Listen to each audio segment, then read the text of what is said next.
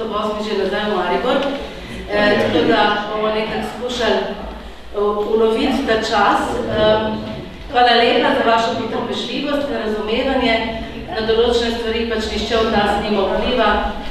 Boris bi moral biti že v 5 tukaj, ampak železnice, vse ki je zgodilo. No, v glavnem, srečni smo, da se je tako končalo in da je z nami pri nas v Brežicah in v Posavju spet naš stalni gost in sodelavec Boris Hajdinjak, zgodovinar izjemnih razsežnosti, ker nekaj vas je prišlo, ko ste ga poslušali v Sevnici, v Krškem, pa mogoče tudi 8 let nazaj tukaj, ko smo obeležili 500-letnico tega največjega slovenskega umora, drugače pa zdaj že drugi mandat, direktor Centra za judovsko kulturno dediščino Maribor, sinagoga. Tako da jaz predlagam, da kar začneš, ti v redu. Praviš kaj? Vse v redu. Ja, kaj nimamo? Malo se pohecamo, ker verjamo, da je zdaj tako, direkt z vlaka skočil, ampak smo zelo veseli, da je to uspelo in evo, predajamo, tako smo ti hvaležni in kar začnimo. Ja, hvala. Zdaj edino pač, kar sem malo starejši človek, moram malo komentirati, da sicer sem jaz dolgoletni in zvesti uporabnik javnega prevoza v Sloveniji, predvsem slovenski železnic, ne samo, ampak da pač razumem, da se take stvari zgodijo. Niso pa nam sicer povedali, kaj se je zgodilo, pač ne morem deliti z vami. Bi pa vseeno rekel, da sem kar malo tak žalosten, ker se niti upravičili niso. Jaz, ko prihajam z javnega sektora, bi rekel, da pač bi nekako pričakoval tudi drugi delo javnega sektora, da pač če drugo ne se upravičijo se. Ampak pustimo zdaj to. Zdaj, torej, po prvici povedano, danes ne bi bil tukaj, če ne bi bil pred 8 leti tukaj. Največ 8 leti je bilo torej, za moje pojme, ne samo z vidika dogajanja takratne, ampak meni osebno, zelo velika zadeva. Namreč šlo za to, da smo skupnimi močmi potem pač eno zadevo, ki je skoraj bila spregledana. To je 500. obletnica največjega slovenskega kmečkega upora, se mi zdi na kar visoki ravni in primerni ravni obeležili. In takrat seveda je že pač padla ideja, da bi torej pač tudi 450-letnico, sicer mnogo bolj znanega, ampak vsebinsko pravzaprav ne tako pomembnega, kot bomo nadaljevanje slišali, upora 1573 tako ali drugače obeležili. In del tega je pač danes tukaj.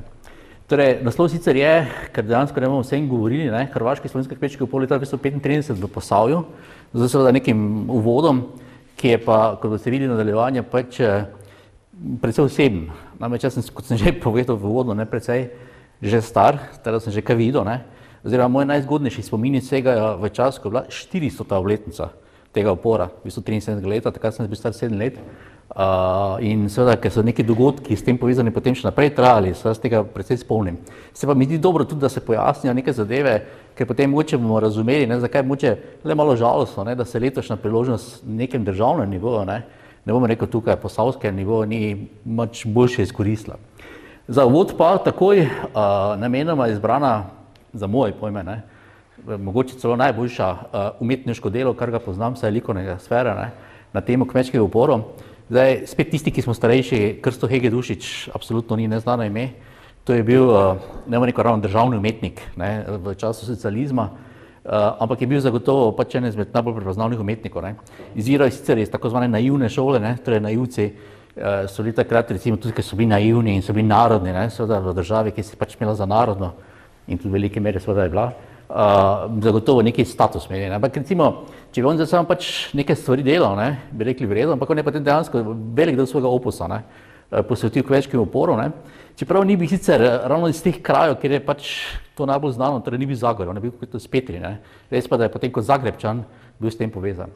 In čeprav bomo videli nadaljevanje, ena slika pravzaprav bolj znana, je meni osebno, ta, ki je njegovo pozno delo, iz leta 1969, torej konkretno ta upodobitev, malo tam manjka od spodaj, ampak na srečo ve na pamet, ki sicer pravzaprav ni slika, ampak je zavesa v Hrvatsko narodnem kazališču, ki si lahko že predstavljate, da po imenu nekaj pomeni. Če tam imate zaveso na odru to, za vsako predstavo, potem je za nekaj zelo pomembnega. In tisto, kar je tukaj prikazano, je tisto, kar se mi zdi, čeprav se moram povedati, da je bilo zelo veliko umetniških del, više, manjše kvalitete na to temo narejenih, ne, tukaj je zelo dobro izraženo. Ne. Torej, prikazano je jasno, ne, pač na čigavi strani je umetnik, ne, ampak te glave odsekane tukaj, ne, so nekatere kažejo na to, da pač tako na koncu pač pride, ne, da pač za vsako revolucijo, za vsakim uporom so pa pač potem samo tisti, ki trpijo. Ne. Tudi zaradi te dvojnega sporočila, ki ga ima ta, za moje pojme, fantastična slika, ki pravzaprav ni slika, ker je cela zavesa v Hrvatskem narodnem kazališču, so namenjena to naslovnica. Ne. Zdaj, kar se tiče same te že omenjene moje reminiscence, namreč meni se čedalje pogosteje dogaja, da sem pač zaradi svoje starosti, ne, že pričevalec nekih preteklih dogodkov, ne, to ne izmed takih, pa je treba povedati, da je bilo zagotovo usredno neke zadeve, ki je nadaljevanje omenil. Predaleč bi nas zapeljali, da bi hotel vse povedati, ne, in zdaj seveda tudi, da ne bo izpadlo, ne, kot da pač ni bilo prej pomembnega, ne, ampak zdaj konec koncev vsebina mora biti nekje opredeljena, ne, in ker je zdaj pač ta okrogla obletnica in prejšnja je bila takrat, torej več besed o tem. No, jaz, če bi zdaj moral se sam spomniti, ne, kdaj je recimo ta neka zavest, ne za Krsto Hege Dušiča, ne, ampak na splošno te kmečki upori prišla, se mi zdi, da bi kar lahko povezal s to fotografijo. Ta je sicer nastala pred mojim rojstvom, ampak ko sem jaz pač že bil otrok, seveda je bila precej znana, ne. Zdaj, razlog je zelo očiten. Namreč to je bila slika, ki je od leta 1949 do leta 1980, dokler je bil živ, mimogrede, danes ravno obletnica, 4. maja, takratnega predsednika Josipa Broza, tovariš Tito smo takrat rekli, ne, stala. Ne. Zdaj, vedel sem sicer, da je pač to sigurno z neke osebne afinitete do te teme pristalo v tej znameniti zgradbi v Beogradu. Ne. Nisem pa vedel, da je potem, ker sem se šel prečitati natančno, ne, da je pravzaprav dejansko Josip Broz, ko je postal predsednik države, ne, ko je torej se odločil, da bo ta vila na Užički 15, ne, to je zraven Kuče Cveča, postala njegova rezidenca, ne, je prav naročil to sliko, ne, torej to je bilo namensko narejeno za ta prostor. Krsto Hege Dušič je že pred tem, že pred drugo svetovno vojno nekaj na to temo sliko, je tudi kasneje na sliko, torej tisto zaveso smo videli, ne, ampak ta je definitivno najbolj znana. Ne. Zdaj, vsi tisti, ki smo to malo starejši, se spomnimo, ne, da je pač bilo običajno takrat, ko so bila poročila, ne, je bilo pač, če se kaj zgodilo, zdaj s predsednikom na tovariš Tito, njegova soprova Jovanka, pa je sledilo, kaj je bilo. In vedno je bila novoletna poslanica, ne, tako kot je tu vidite, sicer leta 63, ne, ampak potem, ker je bilo načeloma to doskrat v tej pisarni posneto, ne, je to zagotovo nekaj, kar je s tem povezano. Zdaj postavlja se vprašanje, zakaj je takratni predsednik, ne, to osebno izbral, ne. Prvi odgovor je seveda preprostega razloga, ker je bil pač doma iz Kumrovca, ne, in je to pač območje, ki je od njega to slovelo. Ne. No, drugi je seveda malo političen, namreč tem kultom, ne, Matija Gubca, če tako rečemo, in kmečkih uporov, seveda so začeli pred komunisti, kar je oseba na sliki seveda bila. Konkretno pred drugo svetovno vojno se je zelo močno angažiralo v to smer Hrvatska seljaška stranka, ki je že po imenu sodeč seveda bila s tem povezana, ne, Maček je bil njen predsednik, torej v predvojnem času, in je potem tudi v partizanskih časih, ne, šlo konkretno za to, da je pač to sicer izjemno, če bi rekel, grdo politično, marketinško dobro ime, ne, so na koncu vseeno partizani komunisti prevzeli. Ne. No, da je bila stvar, kot vemo, ne, tudi zelo popularna v slovenskem prostoru, se kaže v tem, da je več stvari nastalo na to temo. Ne. Pred drugo svetovno vojno v Sloveniji, omenim samo Bratka Krefta, Velika Pontarija, recimo konkretno, ne. Ampak v praksi, recimo meni, pač kot človeku, ki ga je vedno zanimala druga svetovna vojna z vojaške plati, ne toliko z politične, ne, se mi zdi izjemno zanimivo tudi poudariti, ne, da je tako v Sloveniji kot na Hrvaškem obstajala brigada z imenom Matija Gubca. Pri nas, konkretno na Dolenjskem, kot del 7. korpusa, na Hrvaškem pa konkretno v Zagorju, ne, kot del 10. zagrebškega korpusa. Ne. Zdaj, sama ta ideja, ne, tega, da je to pač seveda neki pomemben dogodek v zgodovini, ne, naših narodov in narodnosti, kot se takrat reklo, ne, nikoli ni bila sporna. Ne. Tisto, kar je bilo tudi intrigantno in meni tudi danes, ne, kot človeku, ki je sicer seveda neskončno rad, imam zgodovino 20. stoletja, sem pa predvsem zavezan starejši zgodovini, je to, da je dosti lažje, ne, neke teme iz 20. stoletja širšim ljudskim množicam narekovajo pa politično uporabiti in zlorabiti, da dosti teže, ne, pa je nekaj, kar je starejše zgodovine. Ne. No in pač prebral sem, koliko je za to res, ne, da je potem, ko je pač ta slika že nekaj časa stala, ne, da so nekateri vplivni tovariši, ne, tovariši tudi predlagali, da ni dobro, da ima to je starejše zgodovine, nekaj, da bi moralo nekaj iz novejše zgodovine biti, bitka na Neretvi, bitka na Sutjeski, pa kaj takega, ampak je vztrajal do konca in je to ohranil. In to se mi zdi, mislim, kot zgodovina zelo pomembno, ker veste, da ni bilo tako tuje po letu 45 mnenja, ne, da se je zgodovina začela leto 45, ne, kot da prej pa nič ni bilo. To se mi zdi en izmed bolj direktnih dokazal, da temu pač je treba drugače se prilostiti. Ne. Zdaj, če pustimo ob strani, ne, da se seveda takrat iskalo tudi, če tako rečemo, moderne politične miselnosti v 16. stoletju, 16. ni bilo marksizma. Vedno je bilo seveda zagotovo boj za pravičnost, mir za svet in karkoli hočete, ne? Ampak ne more biti neki stvari tam, kjer jih ni. In tudi, ko mi ocenjujemo zdaj dogajanje 16. stoletju, na eni in na drugi strani, če hočete, na pozitivni in negativni strani, moramo gledati z vidika 16. stoletja. Ne moramo mi zdaj z vidika 21. stoletja in današnjih koncepta človekovih pravic ali pa današnje stopnje sprejemanja česarkoli iti nazaj. To je tisto, kar se doskrat sicer dogaja, ne? Kar pa je seveda totalno skregano zgodovino. In pa še ena stvar je zelo pomembna, ne? Vsaki pravilni zgodovinar, ne? Nikoli ne poveda ničesar drugega kot to, kar je v virih. In tu je bil problem konkretno, ne? V starejših obdobjih zgodovine, ne samo za kmečke upore, ne? Za cel srednji vek slovenski recimo, ne? Ko se je ves čas iskalo, ne? Seveda večino prebivalstva, to so bili podložniki kmetje, ne? Ampak seveda, ker so viri zelo šibki, na osebnem nivoju glede tega, kdo so ti pač najbolj sličnost prebivalstva bilo, je potem dostikrat bil problem, se pač ni zanimivega, se pa to ni interesantno. Ne. Treba je seveda se pač lotiti na osnovi virov. In viri so tisti, ki pač zgodovino omogočijo ali pa ne omogočijo, da kakšne stvari pove. No, tukaj seveda treba povedati, da ta upodobitev, ki imamo tukaj, Krsta Hege Dušiča, ne, je, zdaj, če jaz tako čisto tehnično vzeto, ne, precej korektna, ne, pač res sem si malo pogledal, če so obleke štimajo, če orožje štima in podobne zadeve, kar je tako najbolj tipične stvari, ne. Ne morete imeti srednjeveški dan, pa ste oblečeni, ne vem, baročne obleke, kar je pri nas v Sloveniji dosti značilno, ne. Ampak recimo tukaj v tem kontekstu, ne, je nesporno dejstvo, da recimo samo ta bitka pri Donji Stubici, kar je tukaj prikazano, je dejansko trajalo 4 ure. Dejansko na eni drugi strani bilo več tisoč vojskov, je bilo dejansko več tisoč mrtvih, ne, to ni neka legenda, ne. In potem posledično ta 6 metrov ali koliko je široka slika, ne, recimo samo po sebi ni pretirana. Ne.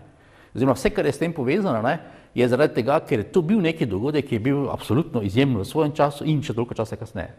Treba je povedati, ne, da ta odnos, ne, do tega izjemno pomembnega dogodka, ne, ni imel samo predsednik takratne države. Meni je zdaj tudi, ne vem, kako sem to spregledal do zdaj, ampak ko sem pač se pripravljal, sem opazil, ne, da je že leta 1957 v tej ustanovi, kjer smo zdaj, torej Posavskem muzeju, bila razstava. In moram priznati, da mi je ta sicer verjetno ne strašno obsežna, ker piše samo 11 strani publikacija ušla, ampak to je tudi dokaz, ne, da torej to ni bila zdaj neka stvar, ki je bila zgolj dirigirana z vrha, ali pa ker je predsedniku bilo to všeč, pa so te stvari delali, ampak je očitno to bilo nekaj, kar je nekdo, ne samo ker je to ljudstvu všečno, ampak ker je to sestavni del zgodovine tega prostora, seveda očitno sprejel kot svoje. Ne. In to je ostalo danes, ne, po mojem vedenju še vedno, ne, edini slovenski muzej, ki ima konkretno stalno postavitev na temo kmečkih uporov, ne, jaz mislim, da je še vedno samo Posavski muzej. Ne. In je pravzaprav res po svoje intrigantno, ne, da pač neka taka, da rečemo, nacionalno pomembna tema, ne, vseh učbenikih piše, ne, nekako ni doživela neke stalne postavitve še kje druge. Dobro, jaz vem, da je geografsko to tudi povezano. Brežice konkretno so bile pomembno prizorišče kmečkega pravice 15 in tudi prizorišče kmečkega pravice 73. Ampak to vseeno ni vse, kar bi se dalo na to temo narediti in predvsem kakem nacionalnem muzeju, ne, bi verjetno kako stvar več pričakovali. No, glavnem, namenoma sem izbral tudi osebni prispevek takratnega in tudi kasnejšega direktora, to je Frana Stipuška, ki poklical sicer slikarja, ne, ki je naslikal to upodobitev poteka kmečkega upora, ki je še vedno sestavni del postavitve in je zagotovo nekaj, kar pač kakorkoli bo in verjetno bo kmalu, ne, kakšna novejša postavitev bo ostalo sestavni del. Zato, ker je seveda zdaj, ne samo zaradi tega, ker to nekdo naredil, ampak ker dejansko je to zdaj že zgodovina. Ne. Zdaj, kako so se lotevali te 400 obletnice na Hrvaškem, moram reči, da pač zelo ambiciozno. Ne moram reči, da v Sloveniji, ne, takrat so bile republike, vsaka pač po svoje, ne, to je bila zagotovo neka zadeva, ki je bila povezana z enimi in drugimi, ampak nesporno moram reči, da je bil srce in duša, ne, tega, kar se je dogajalo takrat, dokaj mladi zgodovinar Josip Adamček, relativno mlad je umrl, nekaj čez 60 let je bil star. On je bil sicer potem tudi član Jugoslovanske akademije znanosti in umetnosti, danes HAZU-ja, oziroma je še dočakal, da se je JAZU prenazoval v HAZU, ampak to pomeni, da pač potem ni mogel biti čist neki Špilferderber ali pa nekaj malega, ampak kar pomembnega. In bil tudi dolga leta bil profesor na Filozofski fakulteti v Zagrebu. Njegova prav specialnost, ne, je bilo 16. 17. stoletje, v znotraj tega pa seveda kmečki upori, ne samo, ampak predvsem. No in zdaj, če pogledamo recimo to publikacijo, če ste tam imeli v rokah, ne, to je kar impozantno za tiste čase, ne toliko niti po obsegu, 200 pa nekaj strani je konkretno, ampak zanimiv detalj je, da je to šlo leta 1968, to je 5 let prednje je bila obletnica, kar pomeni, da so oni 5 let prej začeli že z resnimi pripravami, teda že 1968 leta so imeli torej že neko konkretno postavitev. Ta publikacija za takratne razmere, tudi če gledamo z metodološkega vidika, kar dobra, seveda dalo bi se boljše narediti, ampak jaz vedno, kot ne reče tak, jaz vedno rečem, da se pa tudi slabše narediti in da se pa predvsem nič narediti. In to je žal, dostikrat potem seveda se tudi zgodi.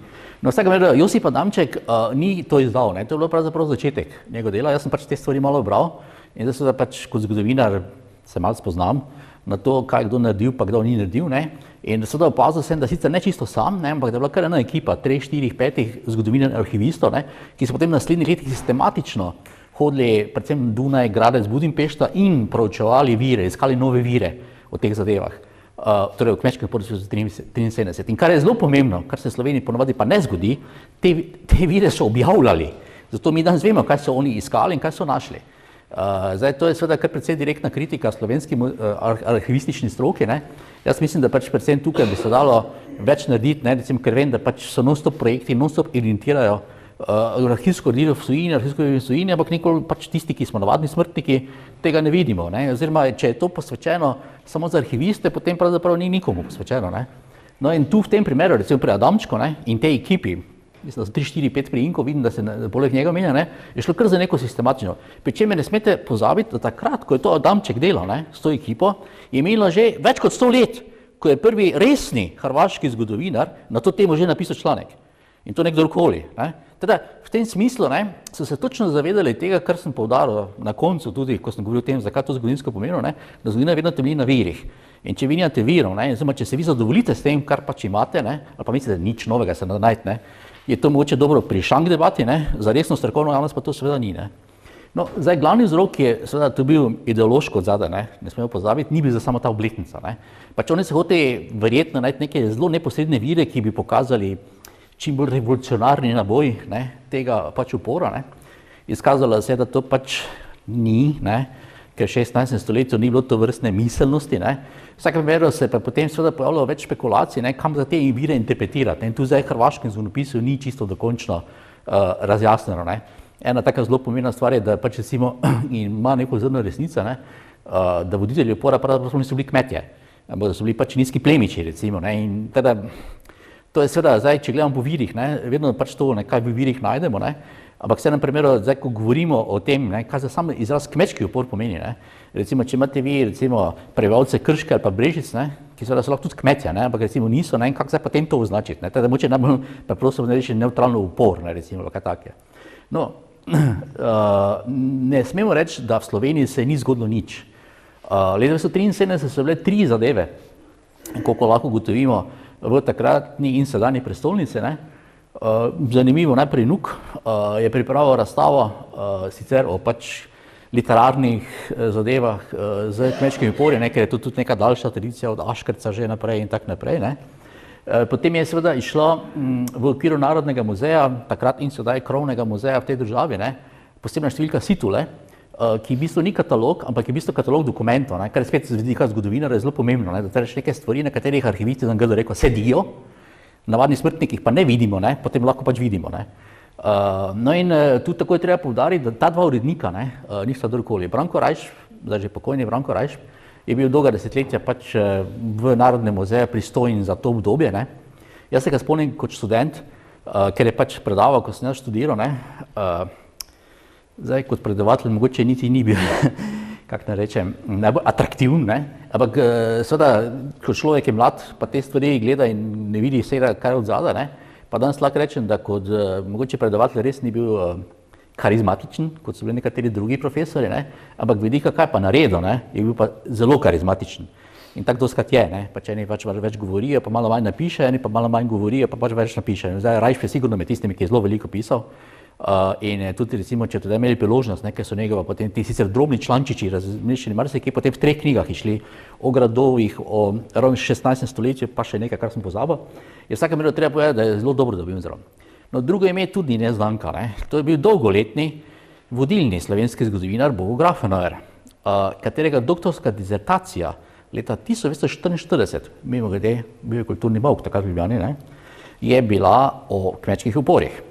In tudi zaradi tega je to pač v Sloveniji, in to sem tudi takrat 2015. leta opozoril, ne, pač bila ta fama, vse se je Grafenauer napisal. Ne. Če je Grafenauer napisal, te pa ja ne more nišče zdati. In dokler je bil živ, ne počiva v miru, bi treba biti pošten, bilo težko nekomu z vsemi temi titulami, kot jih je imel, ne, karkoli oporekati. Ne. Jaz moram priznati, da seveda tudi sam osebno, ne, ko sem šel potem pred 8 leti gledati, kaj točno on napisal, recimo v dizertaciji, vseh teh člankih in tako naprej, se mi zdi, da bi lahko več. Ampak dobro, pač to je bil Grafenauer. On nikoli potem ni bil zgolj za kmečke upore. Ne. Bil je rek, če kdo študiral zgodovino, se ga spomnim, ker se je reklo, za vso obdobje zgodovine od Paleolita do Tita je Bogo Grafenauer. Konec debate. No in zagotovo je imel veliko znanja, poznavanja, ne. Ampak če sem tako zelo direkten, ne, tisto, kar pač zgodovinarji vedno vtehta, ne, je to pač to neko mikro delo v arhivih. Ne. Tu se mi zdi pa, da je bila njegova precej šibka točka. Zato, ker tudi ni rabo, ker je bil pač tak profesor, ker je bil tak akademik in čeprav je potem, recimo konkretno, ko sem zdaj primerjal, recimo, kaj napisal v knjigi leta 1962 kmečkih upori, pa potem 1974, ko je šla pač druga izdala, ne, se vidi, da je sledil, ne, da je uvedel nove vire, ampak on jih iskal ni, ne, recimo, ne. Čist neka druga zgodba, kot pri Adamčku, recimo, pa tej kompaniji, kot sem tam prej rekel. Ne. No in ne nazadnje, Branko Rajšp je takrat pripravil tudi razstavo. Jaz sicer nisem imel dovolj časa, da bi se res poglobil. Ne. Torej, obstaja sicer to izgleda takole, ne. Res kot podobe iz kmečkega upora, verjetno ste publikacijo že videli. Za takratne razmere je to bilo običajno, ne, da so bile take publikacije, to je katalog, tako to izgleda, ne, in vidite, da je na vsaki strani ilustracija, ne, dejansko to so podobe. Ne. Dejstvo je, da ni bilo samo v uporu 1973, ampak je bilo vseh kmečkih uporih, od tistega koroškega do tolminskega, ne, in je zagotovo hvale vredno. Ne. In je tudi, priznam, recimo, zdaj tako če rekel, da na šnelkurs, ne, da hitro pogledaš, ne, sigurno še danes to uporabno, ne. Malo še pa zaradi tega, recimo, ker so za marsikakve ilustracije ni navedeno, tako to je, ne. Oziroma so pač, vidi se precej splošne, ne. Kako je zdaj to izgledalo, ne, konkretno v muzeju, mislim, saj jaz nisem nikjer zasledil. Res pa pravim še enkrat, ne, da nisem zdaj res sistematično iskal, ne. V vsakem primeru pač je bila neka očitno začasna razstava, kar sem rekel, tisto, kar se bi mi pa zdelo, ne, da v nacionalni prestolnici na temo, ne za tega upora, samo 1973, ne, ampak vseh teh kmečkih uporov je neka stalna postavitev, pa se ni zgodilo ne takrat, ne danes. Zdaj, kot ponovadi, v Mariboru, kar se naredi, ne, se spregleda. In pač jaz sem zdaj slučajno, mislim, ne da bi zdaj, bi rekel spet, rekel, da to naključje, ampak namreč te dni, ravno ko sem se s temi zadevami ukvarjal, tam nekje februarja, marca, je namreč bilo tudi 100 let od rojstva dr. Jožeta Koropca, nikoli akademika, človeka, ki je sicer pri svojih 50 letih šele doktoriral, ne, potem, ko je bil najprej samo gimnazijski profesor, ne, in je, kar se tiče Štajerske sicer, ne, naredil toliko, ko so nekateri drugi skupaj 10 ljudi naredili, pa tako, če sem nekako slikoviti. Ne.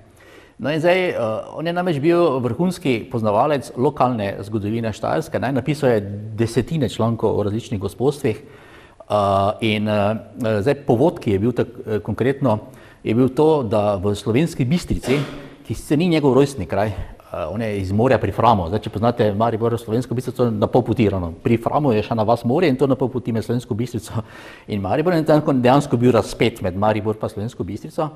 Sam pač Slovenski Bistrici je potem bil zaenkrat še vedno edini resni zgodovinar, zdaj Maribor pa jih je potem malo več. Ne. No in zaradi tega je potem posledica to, da pač se zgodovinsko društvo v Slovenski Bistrici, ki ga vodi moj nekdanji dijak, tudi zato vidim, kako sem že pač starejši, ne, ki ima tudi že otroke, ki hodijo v srednjo šolo in tako naprej, se je odločil, da bo pač torej svojemu imenodajalcu posvetilo pač neko posebno zadevo in tam sem jaz konkretno pač imel referat o Jožetu Koropcu, ne, in njegovi temi, torej kmečki upori, ne, ker ostalo, če bi hotel, bi pač lahko več ur trajalo. No, in potem je padlo v oči tole, da je tistega leta 1973, ne, bilo nekaj, kar je bilo takrat zelo izjemno. Ne. Namreč leta 1969 so na avstrijsko iniциativo začeli potekati mednarodni kulturno-zgodovinski srečanja Modinci Mögendorf, to še vedno obstaja.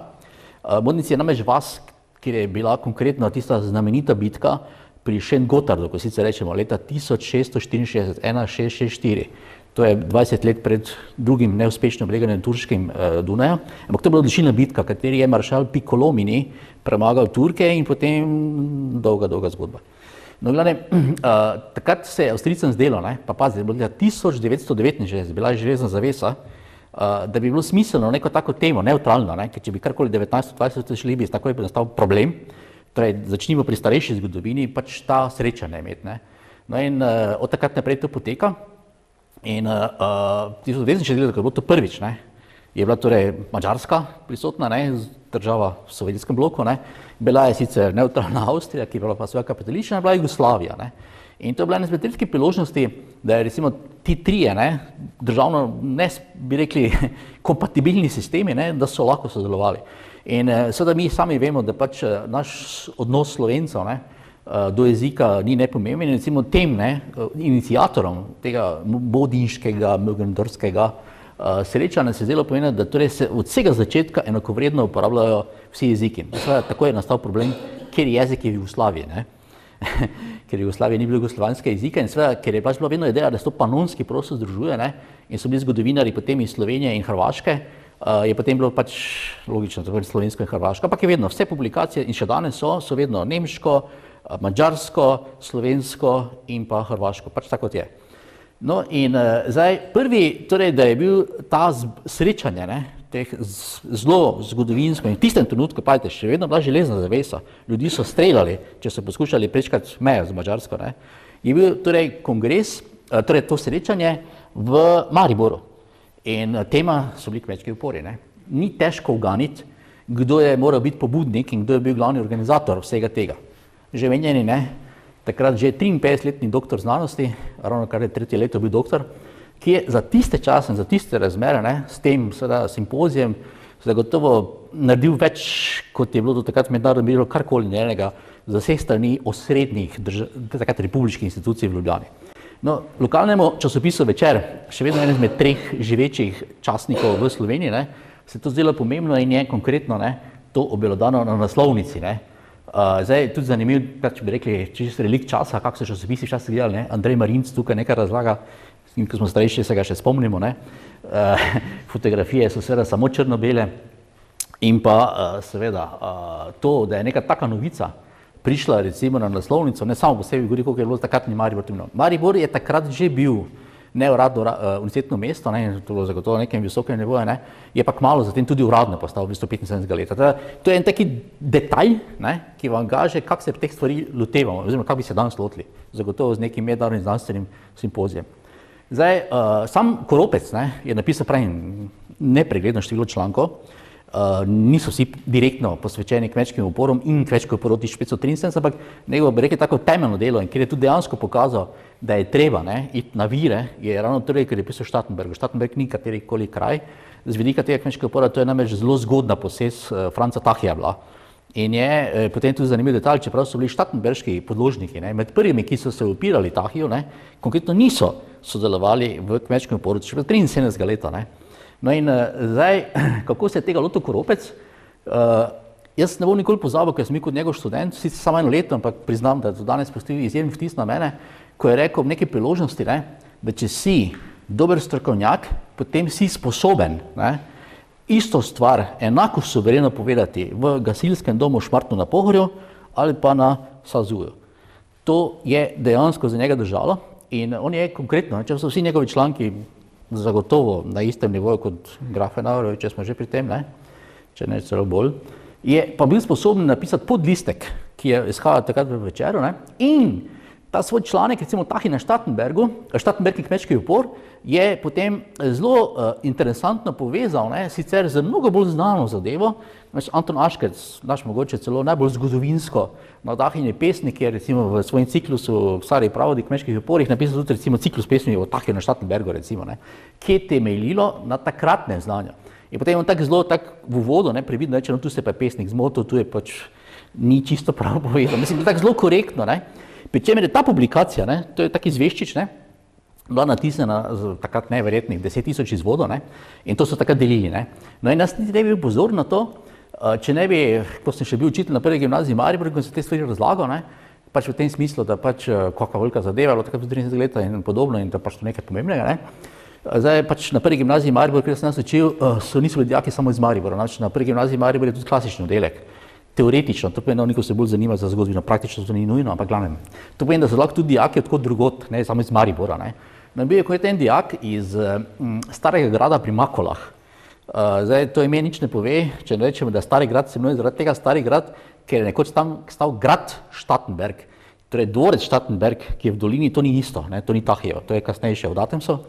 No in on je potem rekel, gledajte, kam imamo mi doma, ne, kmetija, ne, zdaj, če ste bili tam Stari grad, to je pod Bočom, kar tak so malo rovte že, ne, in je to prinesel, ne, takrat je meni to kapno, ne, porka duš, ne, mislim, ki to hranijo, ne, neki kmetiji v Starem gradu pri Makolah, ne, kot neki pač spomin, ne, ker so oni pač iz tega Štatenberga, ne, oziroma tako se to dela, ne, ker če imate vi zgodovino, ne, pa je potem to namenjeno zgolj nekim, ajde rečemo, ne, akademskim krogom, ne, je to seveda zagotovo dobro, ne, ampak sigurno je najbrž smiselno, ne, in če še posebej taka tema, ki je tako drugače intrigantna in pomembna, pravzaprav mnogo širše, kot sem rekel, strokovne kroge, ne, kako zdaj to, ne, pripeljati do tistih, ki moče pa ne bi te stvari brali. In to je simpatična kombinacija, ne, torej sicer nacionalno-romantičnega pesništva Aškerčeva, ne, in pa strokovnega članka, ne.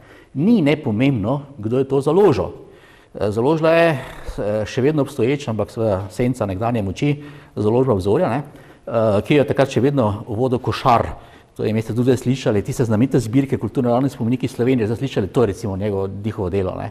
In to je lepi dokaz, kaj je pomenila dejansko policentrična razvojna politika Slovenije, ne, da je nekem Mariboru, ne, bilo sposobno pravzaprav na nekem istem nivoju, recimo, ali pa moče celo višjem nivoju, kot nekaj stvari v Ljubljani so takrat stregli. Zdaj, zanimivo je, da osrednji dogodki, ne, s to obletnico niso bili na obletnico dogodkov. Namreč dogodki so bili, ne, torej, če zdaj računamo pač koledarsko, kakorkoli vzamemo, ne, torej konec januarja, začetku februarja. 9. februar konkretno je bitka pri Donji Stubici, katero se upor konča. No in vsi dogodki v srednji so bili pa šele oktobra, ne, kar pomeni, da je to kar neki zamik, ne.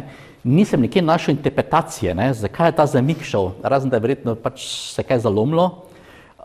Namreč tudi takrat so poznali že pač težave pri financiranju, verjetno, tudi verjetno po načrtih ni šlo vse glede postavitev, ne. V vsakem primeru pa treba povedati, da ni šlo zgolj, ne, za neko, bi rekli, paradiranje, slavljenje, ne, čeprav to zagotovo tudi bilo, ne, ampak je recimo seveda potem nastalo nekaj, kar je trajnega, vse za moje pojme, ne.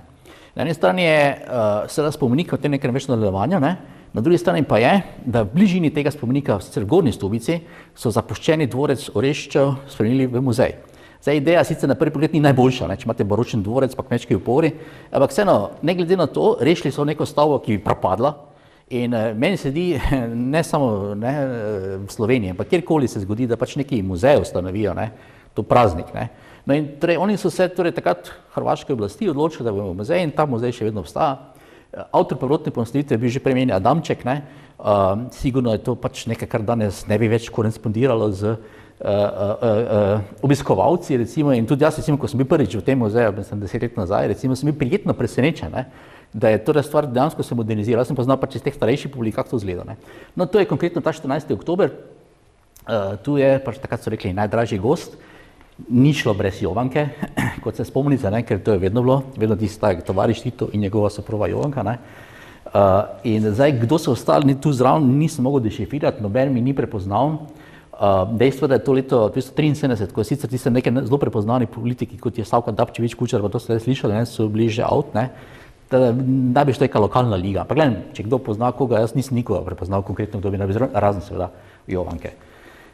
No, konkretno, ko je bilo to, takoj zatem je bila otvoritev, piše, da je bilo 70 000 ljudi izbranih, ne, torej tega monumentalnega spomenika, ki ga spet ni naredil kdorkoli, ne samo, da je bil zagorskega kraja sin, Anton Avgustinčič je bil, ne bom rekel dvornik, kipar, ne, ker to je bila premočna beseda, ampak zagotovo en izmed najbolj priljubljenih kiparov pri takratnih oblasteh, tudi pri samem predsedniku, in to ne zgolj za tega, ker je bil Zagorja, ampak ker je bil dober umetnik. Isto kot Hege Dušić je začel kariero še v stari Jugoslaviji, izobražen pri Meštroviću, to je ime, ki ste ga sigurno vsi slišali, ne. Zdaj, najmanj eno stvar ste pa sigurno za njega slišali, ne, ker tisti zelo znani kip, ne, ki stoji pred rojstno hišo v Kumrovcu, je delal Antona Avgustinčiča. in katerega kopija je v Velenju, sicer malo večja. No, zdaj, to je njegovo pozno delo, ne.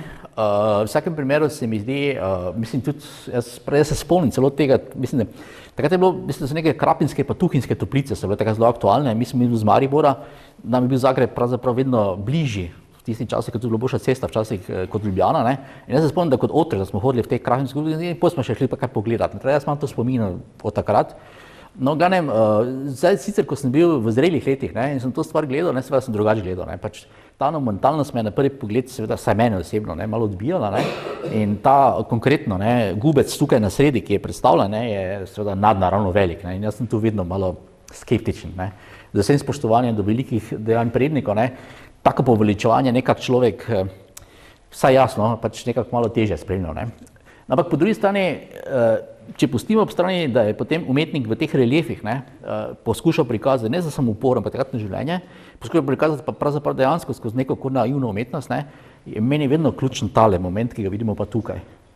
To je Petrica Kerenpuh, sedaj izmišljena oseba z veliko konkretne zgodovinske zadeve, ne, to je sicer Krleževa pesnitev, ne, ampak dejansko recimo ta, ne, nekaj bi rekli, mogoče šaljiva, ne, med tem odločnim junakom, ki je pripravljen na vse in tem skeptičnim Petrico Kerenpuhom, ki je tudi namenoma tukaj pomanjšan. Pričem ne sveta, da Petrica Kerenpuh je človeške velikosti, ne, torej, zdaj se mislite, kak je ta gubec veliki, ne, pove vse, ne. Teda v vsakem primeru, ne glede na to, da pač se časi spreminjajo, okusi se spreminjajo, ne, spravim, moj pač prvi vtis, ko sem zdaj mislil, da bom to gledal, dokaj nisem podrobneje pogledal stvari in razmislil, ne, se mi je zdelo pač takole, ne, ampak zdaj vidim, da je pač prav to močna zadeva, vse za moje pojme. In razumem, kaj je hotel povedati z tem nadnaravno velikim gubcem. To ni konc zgodbe. Karlo Metikoš, Matt Collins je njegovo umetniško ime, je bil za mene neznana oseba. Ampak sem res imel naključje, ko sem bil v vojski, je bil en izmed, ki je bil z mano v vojski, bil Zagrebčan in je rekel, da je pač sosed od Karla Metikoša, ne. Sem rekel, sovat, mislim, kdo je to je. Potem reče, ja, to je mož od Josipe Lisac, ne. Ko to pa vem, ne. In zakaj se sploh ljubite, ne zaradi sicer takaj že Magle in tak naprej, ampak zaradi tistega znamenite Ave Maria iz rock opere Gubec Beg. In mislim, jaz sicer, seveda, ko je to bilo na višku, ne, nisem že hodil take zadeve, ampak seveda sem bral časopise in tudi neizbežno je bilo to ploščo ne poznati. Imela je za tiste čase zelo, mislim, dober dizajn, če ste poznate ploščo, torej plošča dejansko bila oblečena kot v neko raševino, ne, in notri je bilo zelo bogato opremljeno, ne. In jaz se spomnim, ker so moji starši šli, ne vem, da ne so moji starši, pa sosedi, pa ne vem kdo, to šlo sindikalno, se je hodilo iz Maribora, ne, da so hodili potem ob nedeljah in sobotah, to so bile res procesije, ne, v dvorano Vatroslava Lisinske, to gledali, zagotovo z Brežice, to tudi bilo, ne. In jaz se spomnim, da je sicer, ne, nisem zato še definil, kjer leta to bilo, zdaj sem šel pogledat, ne, in sicer je bilo predvideno, ne, da bo ta rock opera, ne, seveda nastala za samo obletnico 1973, bo očitno se pač zalomilo pri ustvarjalnem procesu in je potem bilo šele marca 1975. No, ampak prenašal sem podatek, da je torej od marca 1975 do marca 1983, torej v 8 letih, bilo 212 ponovitev. Niso bile se Vatroslav Lisinski, nekaj je bilo tudi tujini, ne sicer dosti, ampak to se je gledalo, reci in piši, skoraj 500 000 ljudi, ne. Zdaj, morate razumeti, da je to res rock opera. Zdaj, če tisti, ki poznate, veste, to ni torej za ljubitelje klasične opere, name pa za narodnjake, če bi tako rekli, ali pa kaj take, ne. Se mi zdi, da bi za današnje občinstvo to bilo kar zahtevno, recimo tudi, ne. Zdaj, zgodba seveda, kateri libretist je seveda pač uporabil te malo klišeje, kaj se da to notri dogaja, je pač seveda pač zgodba, se to je umetnost, ne, se nikjer ne piše bolj zgodovinsko verodostojno, ne. Ampak jaz se spomnim, ne, da je bilo to atraktivno, mislim, meni tudi recimo, ne, in to se tako tudi govorilo, ne, da ne samo, da so zdaj kot statisti nastopali ladarice, so bile, če se spomnite, to so pri Gruntovčani se tudi pele vedno, ampak to je bilo res taki, bi rekli, zaščitni znak takratne zagrebške televizije, ampak oni, ko tam vojskovali, so bili res neki kao iz nekih borilnih športov, neki karate klubi in tak naprej, mislim. So da to bilo množično, ne, ker se samo dvorana Vatroslav Lisinski je za 1000 ljudi in tisti oder tam, ne, to je šlo gor 100 ljudi, recimo, ne.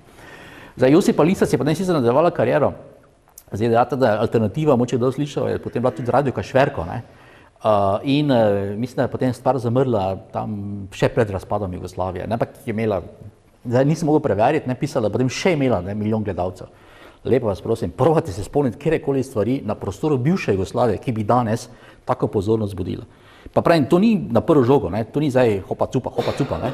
In seveda je bilo to zagotovo tudi v nekem duhu, ne, pač takrat ne dajmo modernizirati ljudi, ne bojo samo narodnjake poslušali, ne bojo samo, ne vem, hopa cupa, ne, dajmo neko višjo kulturo, ne, ampak lepo prosim, zakaj je to danes prepovedano? Mislim, zakaj ne more danes kaj takega biti, recimo, ne? Zdaj sicer podatek je, zdaj, jaz sem vedno malo skeptičen do naših južnih nekdanjih sodržavljanov, ne, piše, da je to prva jugoslovanska rock opera, ok, to bi se strinjal, in peta na svetu. Zdaj, kako so te petke prišli, ne vem, ampak veste, da so bili predtem rock opere tipa Hair, pa potem Jesus Christ Superstar, pa tak naprej. Mislim, to so še danes neke stvari, ki palijo, ne, in torej na tem nivoju je takratna Jugoslavija bila sposobna neke stvari sproducirati, ne.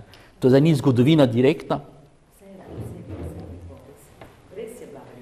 Ja, mislim, ampak in jaz nikoli nisem poveličeval prejšnje države, ampak v nekaterih stvareh, recimo, so bili dosti bolj ambiciozni, kot so mi vse ostale te nekdanje države skupaj danes, recimo, ne.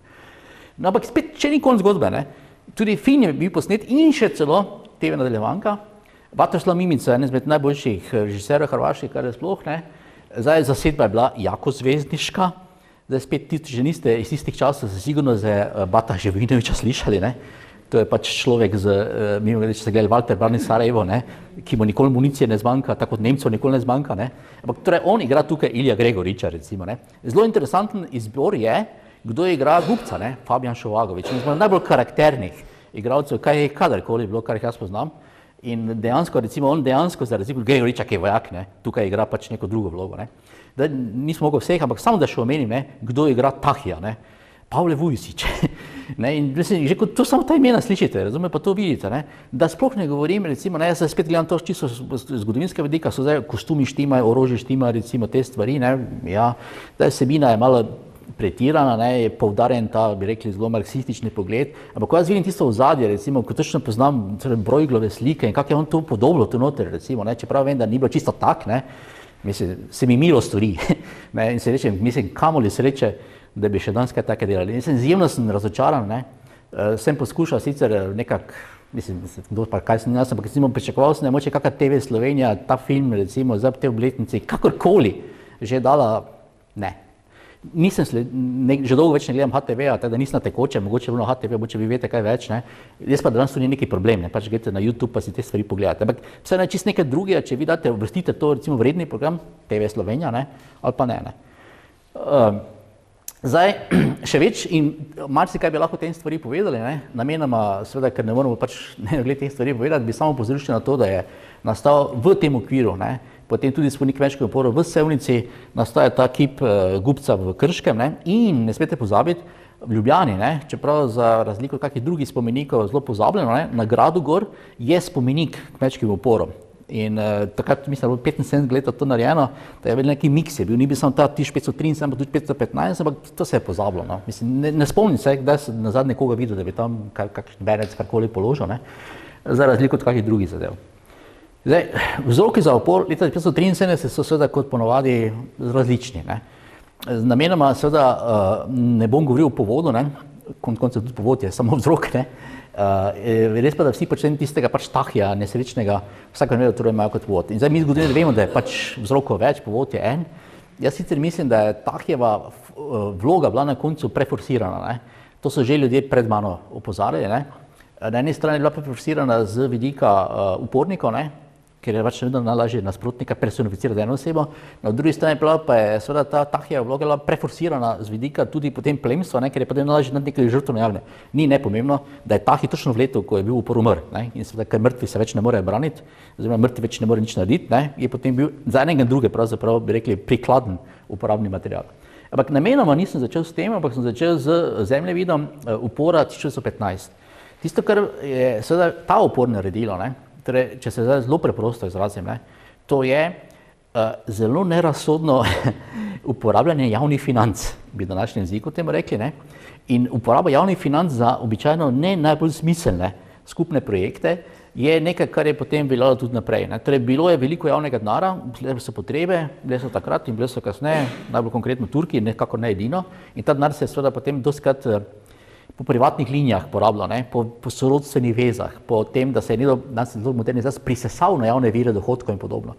In ravno ko smo o tem v 1915 govorili, ne, sem opozoril na to, da je zelo napačno, ne? Po eni strani govori, da je upor kar nastal, ker ni kar nastal, to je bil proces, bile so pritožbe in detajl, ne, ki je pač meni bil zelo zgovoren, je to, da je takratni vladar Habsburških dežel, to je bil takrat že cesar, predtem kralj Maksimilijan, konkretno, ki je bil dvakrat v svojem življenju na ozemlju Slovenije, je bil konkretno na slovenskem ozemlju leta 514. In ko je bil v Kranju, je bil gost človeka, ki je najbolj bil zadolžen, ne, za to, da so ti javni dohodki izginjali, to je bil Jurij Ek, ki je ravno takrat gradil svoj dvorec Brdo pri Kranju, neka lokacija, ki je zelo znana v tej državi. Ne. No in tako da v tej zličku, ko ste videli Brdo pri Kranju, ne, to je bilo zgrajeno s poneverjeni javni narod. Ne. Ampak konkretno, ne, ko on bil torej Maksimilijan gost sicer Jurija Eka, ne, je pa seveda poslušal pritožbe podložnikov, ne, in v nekaterih primerih celo vemo, da je pač nekaj stvari rešil, za tiste, ki jih pa ni mogel rešiti, pa bil zelo moderno, se bo znelo, ustanovil komisijo za raziskovanje zlorab in veste, da je bil predsednik.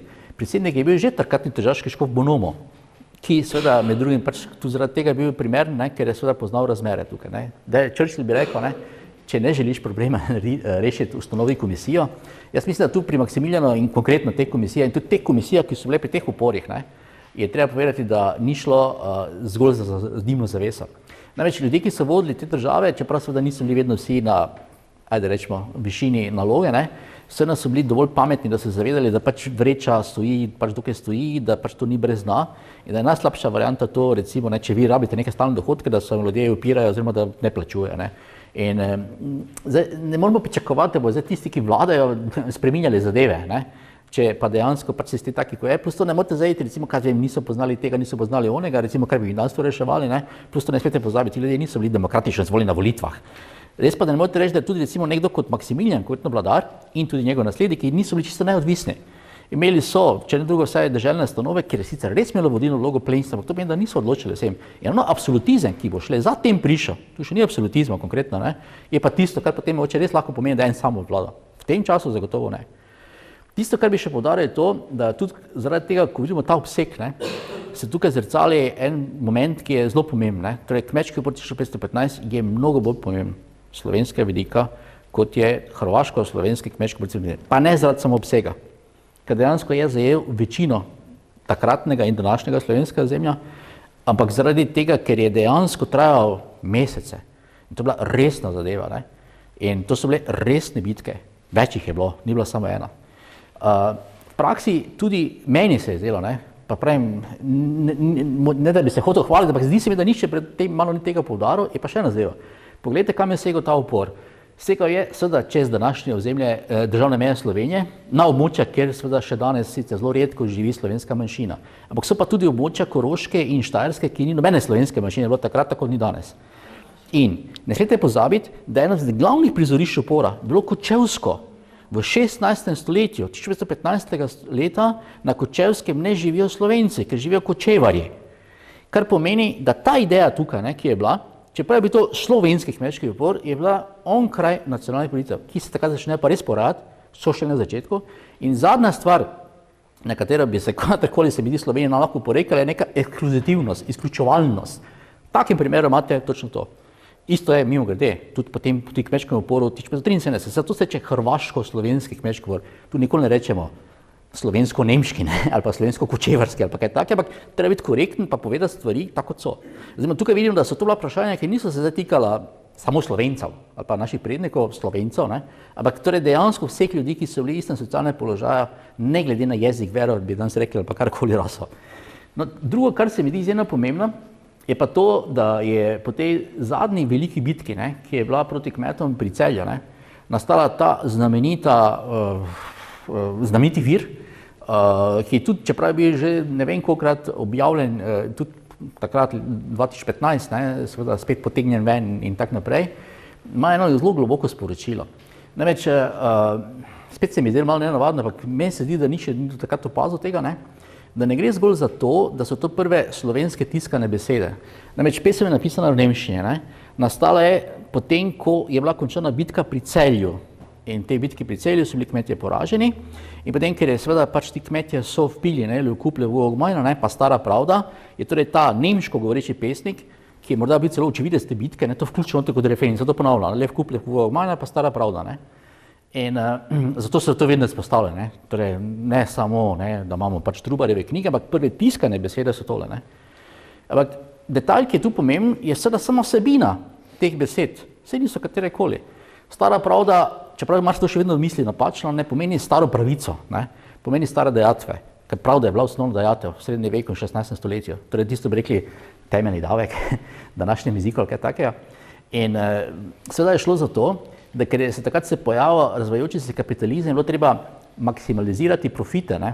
Vse neke znane besede, je seveda potem na koncu to nosil tisti, ki je pač bil na dnu, ne? In potem je tisti najbolj plačal. Ne? In zdaj stara pravda pomeni pač bolj tista dajatve, stopnjo davkov, taka kot je bila pač prej, ne bi v smislu stara pravica. Ampak še bolj pomembno se pa mi zdi ta drugi del, ne? Levkup gmajna. Okay, gmajna kot skupnost, uboga, reveži, spodnji sloj prebivalstva v prevodu, ne? Ampak levkup. Vi, če ste upornik, ne?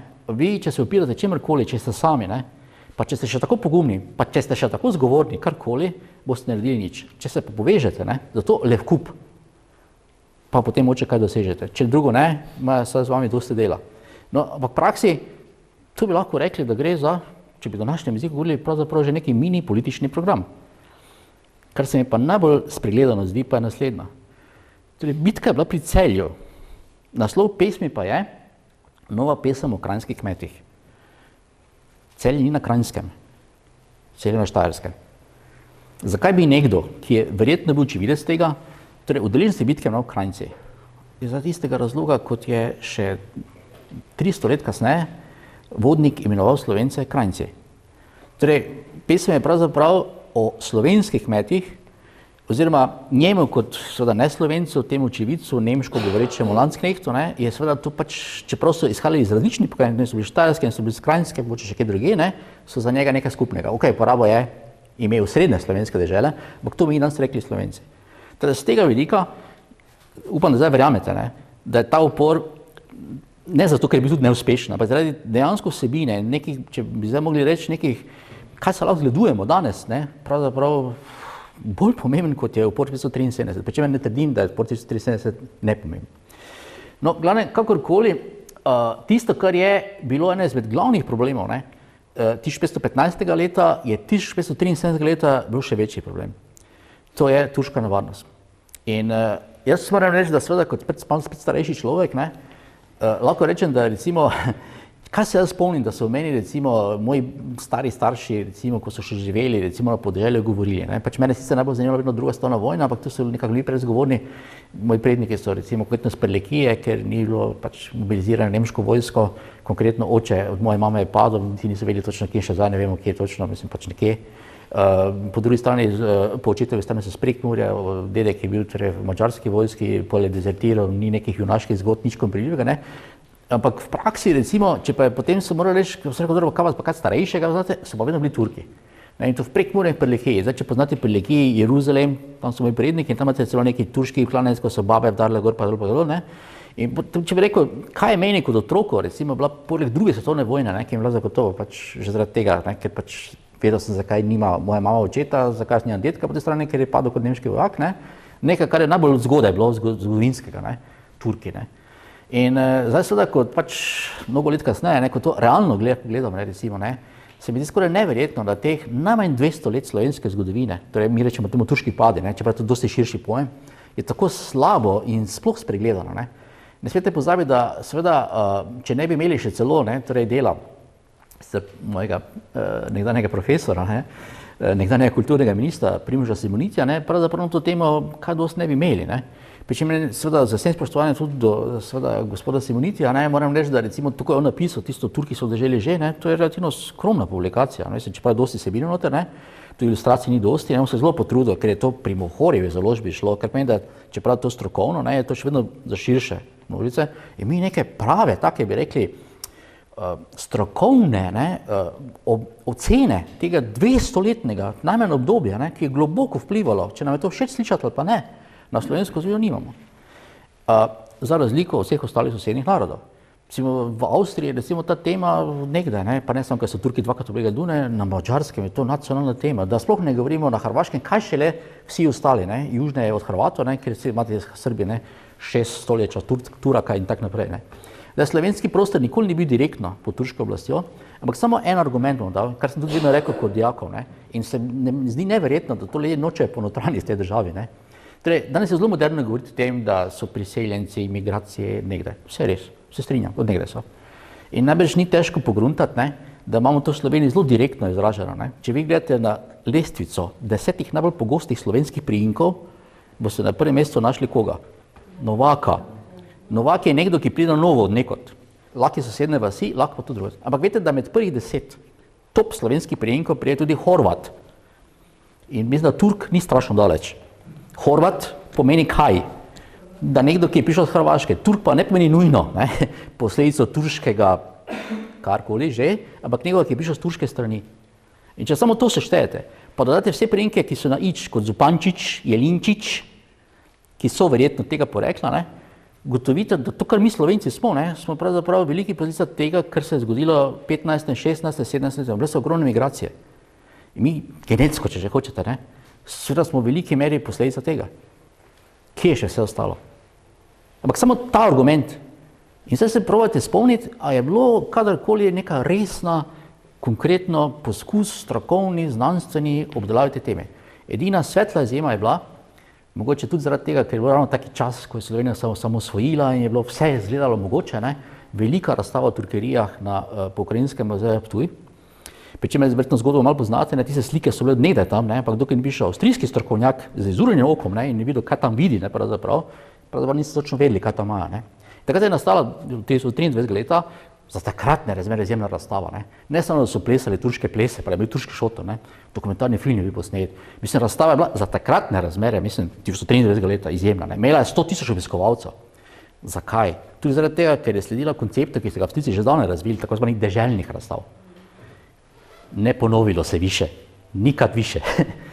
Tako da, baje je Ptujski muzej težke finančne probleme, ne poznam detajlov, ampak ja, tako se to zgodi, ne? In to je bil, koliko jaz vem, edini taki resni poskus, da se kar na to temo naredi. To, kar sem tukaj izbral za ilustracijo tega obdobja, je neposredne povezavi, zakaj je to bil problem. Torej, ogromna sredstva so šla za vojne proti Turkom, ki niso bile seveda, kako ne rečem, niča nastale. Zdaj seveda, danes je problem že, da v Sloveniji se najdejo ljudje, ki bo rekli, da tega ne smemo govoriti, ne, da so Turki vpadali. Zdaj, če smo čisto natančni, je treba biti iskren pa povedati, da večino turških vpadov dejansko niso upravili Turki iz Turčije. Upravili so jih seveda ljudje od Turkov zasedenih območij Balkanskega polotoka. Najbližje je bilo konkretno Bosna in pa deli Hrvaške. In seveda ti ljudje so v veliki meri bili zagotovo, če ne istega jezika, ampak zelo sorodnega jezika. Ne. Zdaj, če bi rekli zelo direktno, ne, seveda so to dejansko v veliki meri predniki današnjih bošnjakov, muslimanov iz Bosne, karkoli boste rekli. In to je fakt. In seveda, meni se zdi nekako nenormalno, da zdaj, če je to dejstvo, ne, zakaj potem danes tega ne bi smeli povedati? Saj ne bomo zdaj nikogo žalili, to je 400 let nazaj. Ob tem ne smete pozabiti, da turško vojsko nikoli so samo muslimani sestavljali, zdaj, če hočete bošnjaki iz Bosne, da se ne bo prišlo do ogroženega, ampak so dejansko obstavljali recimo martolozi. To so bili kristjani, ki so bili v turški službi in so bili bodisi Srbi, bodisi Hrvati, ker je bil to takrat način vojskovanja. In vedno potem, kadarkoli se to govori, je tako, joj, pa zdaj danes moramo biti korektni, ne, mi smo imeli križarske vojne, ne smemo se muslimanom zameriti in tako naprej, kaj, brat, to pa lahko, ali kaj, ne. In potem jaz vedno rečem, gledajte, seveda je bila turška država, islamska država, ampak tudi če seveda vemo, da je bila vojna tudi verska vojna, ne, kaj se vi zavedate, kdo je bil glavni zaveznik največjega turškega sultana, konkretno vseh časov, tistega, ki je neuspešno vlegel Maribor, ne Ljubljano, Sulejmana Veličastnega in neuspešno vlegel Dunaj. Njegov glavni zaveznik je bil ves čas francoski kralj Franc I. Zakaj? Zato, ker je bila vojna proti Habsburžanom. In bili so Habsburžani v Španiji, bili so Habsburžani v Srednji Evropi, vmes je bila Francija, na vzhodu je bila Turčija. Prišlo do takih operacij, da je turška mornarica ropala po obalah italijanskih, ki so bile pod Habsburško oblastjo, prezimila na Azurni obali, v Kanu, v krščanski Franciji, da bi nadaljevala z vojaškimi operacijami naslednjo pomlad po španskih obalah. Kjer vere je bil francoski kralj? Katoliške? Še takrat, ne? Mislim, seveda je bila tudi verska vojna, ampak to je bila seveda vojna vele sile Turčije proti drugi vojni in seveda na koncu, tisti, ki so najbolj nastali, seveda pač najbolj preprosti. Ampak ne mi govoriti, da je to nekorektno povedati. Oziroma, da ne smemo tega povedati, ker se bo redo pošlo to žaljenega. ko govorimo konkretno o tem, ne, to je eden izmed največjih dogodkov, kar je bilo sicer v tem okviru, ne, in je zelo direktno povezan tudi z dogajanjem 1973 leta. Namreč, Sulejman Veličastni je imel izjemno kariero, ne. Ni samo neuspešno oblegal, tudi uspešno je kaj oblegal, ne. No in njegova zadnja vojaška operacija je bilo obleganje tega izjemno trnega mesta na območju današnje južne Madžarske, blizu meje s Hrvaško. Siget se temu reče. Siget sicer madžarski meni otok in Sigetov je več, ampak mišljen je ta Siget, ki ga je branil Nikola Zrinski, ki je potem pri teh svedah operacijah vojaških tudi na koncu padal. In to je junaške smrti, ker se ni vdal, oziroma padli so v zadnjem jurišu. Ampak predtem je ta Nikola Sigetski padel, je v tej isti vojaški operaciji sicer že star bil, umrl Sulejman Veličastni. Namreč on je osebno prišel s to vojsko, osebno je to oblegal, ampak ker je bil star, je izdihnil. In njegov glavni zaupnik je bil Mehmet Paša Sokolović. To ime ste sigurno slišali, ker če drugo ne, če ste zdaj slišali za roman Iva Andrića, Most na Drini, vidite, da je tam neka oseba to. In še danes je to eden izmed najbolj pomembnih Bošnjakov, ki so išli in so postali naredili kariero na turškem dvoru. Ne. On je torej zakril to smrt, zato da vojska se ne bi razpadla in potem so oni udarili in potem je Nikola Zrinski padel in tako naprej. In kje je to? To je, če si bližno predstavljate Osijek, pa zdaj recimo Čakovec, tu nekje vmes. Kar bi da je to zelo blizu tem krajem, o katerem govorimo, in ko ta Siget pade, 1966 leta, je turška nevarnost, ki je že prej obstajala, ne, še bolj blizu. In zaradi tega konkretno Načkaniža, to je pa mesto, ki je samo še 60 km od Lendave konkretno, ne, postane naslednja velika utrdba Habsburžanov proti Turkom. In ko bo še Načkaniža padla, bo recimo konkretno Prekmurje postalo ozemlje, ki bo deloma pod turško oblastjo, pa še iz Načkaniže, deloma pod krščansko oblastjo. Jaz vem, da se to ni zgodilo v Ljubljani, da se zgodilo samo v Prekmurju. Ampak to je konkretno, sestavni del tudi slovenske zgodovine. Oziroma reči, da potem to ni pomenilo, da ko se potem, ko več padal v Krajinsko, pa turški vpad več niso menili, torej nasprotno, težko govoriti.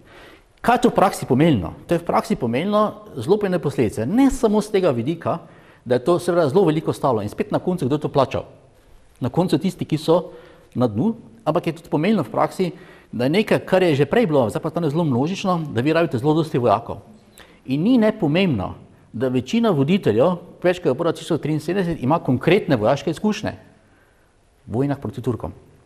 In ni nepomembno, da zaradi te stalne turške nevarnosti je določen del kmetov, ki dejansko imajo opravka z orožjem, imajo doma orožje. To so vse neki faktori, ki jih brez tega ne bi bilo, in če tega ne poznamo, ne, oziroma če tega ne znamo v zakup, potem pravzaprav črtamo kopico zadev, ki so ključne za razumevanje. Zdaj, same ti zadeve so bile seveda izjemno težke in ena izmed najbolj slikovitih, celo najbolj znanih obudil tega je seveda stoletja kasneje naredil nihče drug kot Miroslav Krleža. Še eno veliko ime hrvaške umetnosti. Zdaj, Petrico Keren-Puha smo že tako omenili, ne? In zdaj, če bi morali izbrati, katera pesem Petrice Keren-Puha je najbolj znana, ne? Je verjetno ta, ne?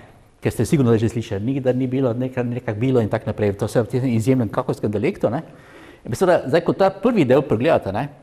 Potem seveda ne smete pozabiti, da obstaja potem naprej, da se ne konča s temi, samo ki ponovadi citiram, ampak potem točno piše, ne?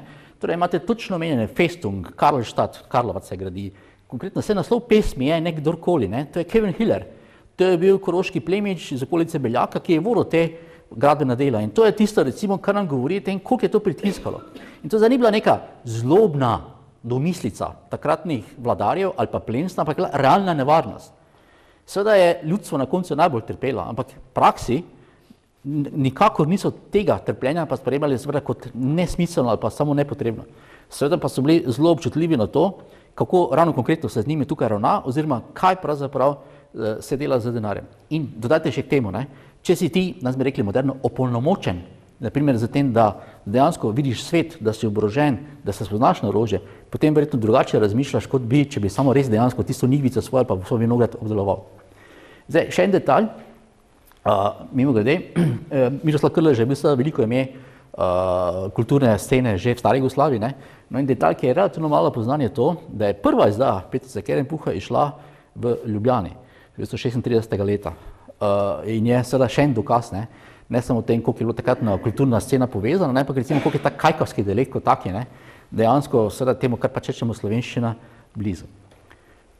Zdaj, ko govorimo o teh širših okoliščinah, ni nepomembno, ne, tudi da, recimo, kot se je že v poročilu 15 pokazalo, da čeprav je seveda 95% ljudi nepismenih, ne, niso vsi nepismeni. In jaz vedno rečem, da katoliška cerkev, ki je lahko seveda marsikaj oporekate, je ena izmed sicer najbolj demokratičnih institucij na svetu, bila od nekdaj. Namreč katoliški cerkvi kdorkoli bo, seveda če je moškega spola, in kazal interes za šolanje, lahko dobi šolanje. To je seveda včasih pomenilo, kar poznate, recimo v slovenski zgodovini, ne, da vsaki mladi fant, ne, če je bil šibkejšega socialnega porekla, ne, je edina varianta bila, da se šola, da gre za duhovnika. Ne. In v praksi je seveda to pomenilo, da je to ni bilo v 19. stoletju samo, to je od nekdaj bilo. To pomeni, da so torej ljudje lahko prišli do izobrazbe, tudi če niso bili zdaj plemenitega rodu ali pa niso bili ravno bratranci od nadškofa ali kaj takega. Dva primera iz neposredne okolice, ne, ki jih samo omenim, ne, čeprav noben od teh ni direktno povezan z kmečkimi upori, ne govorite o tem, da recimo, ko so se recimo pritožbe pisale, ne, ni bilo finta v tem, da je to nekdo na koncu res napisal, ker je bilo večino napisano, ampak najbolj je ta tudi oblikoval mnenje, ideje, ker je seveda poznal svet in to vedno ne samo preko knjig, ampak tudi praktično. Takrat je bilo zelo običajno, tudi karijere, recimo, Bohoriča to kaže, recimo, ne, da je recimo se šlo na več univerz, da se je videlo svet, ker je bilo to običajno takrat. Ne. Zdaj, v praksi ta element, recimo, ne, je meni postal očiten, recimo, ko je bilo to vprašanje, ne, kaj je bil pravzaprav mogoče povod za kmečko vrtico 1515, pa je to že prej bilo. Torej, trdilo se je, da je torej, tisti zelo glasni Jurij de la Torre Tur, ne, pa se je gotovilo, da ni mogel biti, ker je bil 2 leti predtem že ubit, ne. Ampak mi imamo iz konca leta 1514 recimo konkretno poročila o župniku iz Ribnice, ki punta ljudstvo, ki piše pritožbe in deluje v njihovem interesu. Teda ta zdaj črno-bela zgodba o katoliški cerkvi in katoliški duhovščini, kot sem rekel, ne, je vsakem primeru vedno treba korigirati. Ne. Eno je vrh katoliške cerkve, pa tudi tam so izjeme, ne. Drugo je pa to, ti ljudje, ki so bili dejansko duhovniki, ne, so izhajali iz ljudstva. Ne. In neposreden dokaz, pravim še enkrat je to, da ko vi gledate, da je to 16. stoletju, to je vse na papiru, ne. Kdo je to pisal? Ne? Se je to nekdo mogel pisati, seveda so ga plačali, ampak največ to ni bil kdorkoli, ki je brez simpatije za to zadevo, oziroma ima neko znanje, ne zato samo, ker zna pisati, ampak ker zna misli izoblikovati, ker tudi ve, na katero inštanco se treba obrniti in tako naprej. Vse to vam govori, ne, da ta upor, ki je bil, ne, 15, kaj še leta 1973, ne, to ni bilo, ker so oni bili čisto brezpravni. Ravno v tem je poanta, ker niso bili brezpravni, so se lahko pritožili, oziroma če drugo ne, je na koncu nastala komisija, ki je pa seveda dosti kaj zavlačevala, pa na koncu vse neka rešitev bila. Teda ta neki, bi rekli, spet črno-beli, ne, stereotip o tem, kak je bilo vse za nič, ne, ali pa kak je bila ena stran samo negativno, druga stran pa pozitivno, pa katoliška cerkev, to pa nič ne more biti dobrega, recimo kaj take, ne, absolutno ne zdrži resne zgodovinske kritike. Zdaj, zelo glasni tahi, ni kdorkoli bil. Zdaj, tale nagrobnik, mimogrede, ki je originalno danes prenešen iz cerkve, v kateri je bil kopan Donji Stubici, ne, in je mogoče zelo glavna atrakcija muzeja Seleških Buna, je v praksi seveda že sam po sebi dokument. Prvič, nagrobnik ni imel kdorkoli. Ne. To sicer ni strašno kvalitetno delo, ni pa čisto slabo delo. Ne. Tudi najpomembnejši detalj, da vemo, da je bil Tahi konkretno luteran, protestant. Cerkev je bila pa katoliška, res pa, da je pripadal njegovu gospodstvu, ne? Kar pomeni, da on lahko vsilo svojo voljo. Kar vemo o njegovi karieri, pa vemo mnogo več, kot se ponavadi pove, tu moram predvsem poudariti, da je zelo veliko v zadnjem času na to temo napisal hrvaški kolega Branko Čičko. Ne govori toliko o tem, da je zdaj treba Tahija rehabilitirati, ne? Ampak je treba vseeno gledati v kontekstu časa. In, ali je on za tak res izstopajoči bil, ne? Ali je on res z svojim pač načinom obnašanja res toliko atipičen za svoj čas bil, da na koncu do upora prišlo. Jaz mislim, da je treba, pravim še enkrat, ne da bi zdaj ga rehabilitirali popolno, ampak vseeno treba biti objektiven in povedati, da je to človek, ki je pač celo življenje bil predvsem vojak. In je seveda vse po vojaško razmišljal, ne? Zdaj, potem posledično verjetno neke finese, ki moče kakšni drugi plemič, recimo, ki pač moče ni bil toliko vojak, recimo, ne, bi malo drugače naredili, to ena druga stvar, ampak v praksi je pa torej dejansko bilo to najprej s tem povezano. Zdaj, konkretno, ne, on je pri svojih 6 letih, ne, že postal dedič, sicer ena izmed najvišjih gospodstev na Hrvaškem. To je bil Vranski priorat, če poznate Dalmacijo, jezero Vrana. Tam je bil sedež viteškega reda Ivanovcev, ki je imel obsežne posesti, ne samo Dalmacije, ampak cele Hrvaške, zdaj je Vranski priorat, ne. In to je bilo ena izmed sploh največjih gospodstev. Seveda, kak lahko 6-letni otrok postane karkoli, Ne? Še danes bi to bilo težko, kaj šele takrat, ja zato, ker ima vplivnega očeta. In že oče je bil seveda nosilec cele vrste funkcij, omenjam samo recimo, da je bil ban Hrvaške, Slavonije in Dalmacije, sicer v takem zelo problematičnem času, ko je ravno konec dinastije Jageloncev, pa še ni prišlo do Habsburžanov, pa tako naprej, ampak vsem to ni bilo na katerokoli vpliv. Pri čemer je samo 2 generacije nazaj so bili kmetje. Torej, Tahi niso bili pamti veka plemiči, torej niso imeli neke strašne zgodovine, vse ne da bi poznali. Zanimiv detalj je, da se njihov spon začne, ko en izmed teh postane cerkveni človek in izobražen in postane kancler.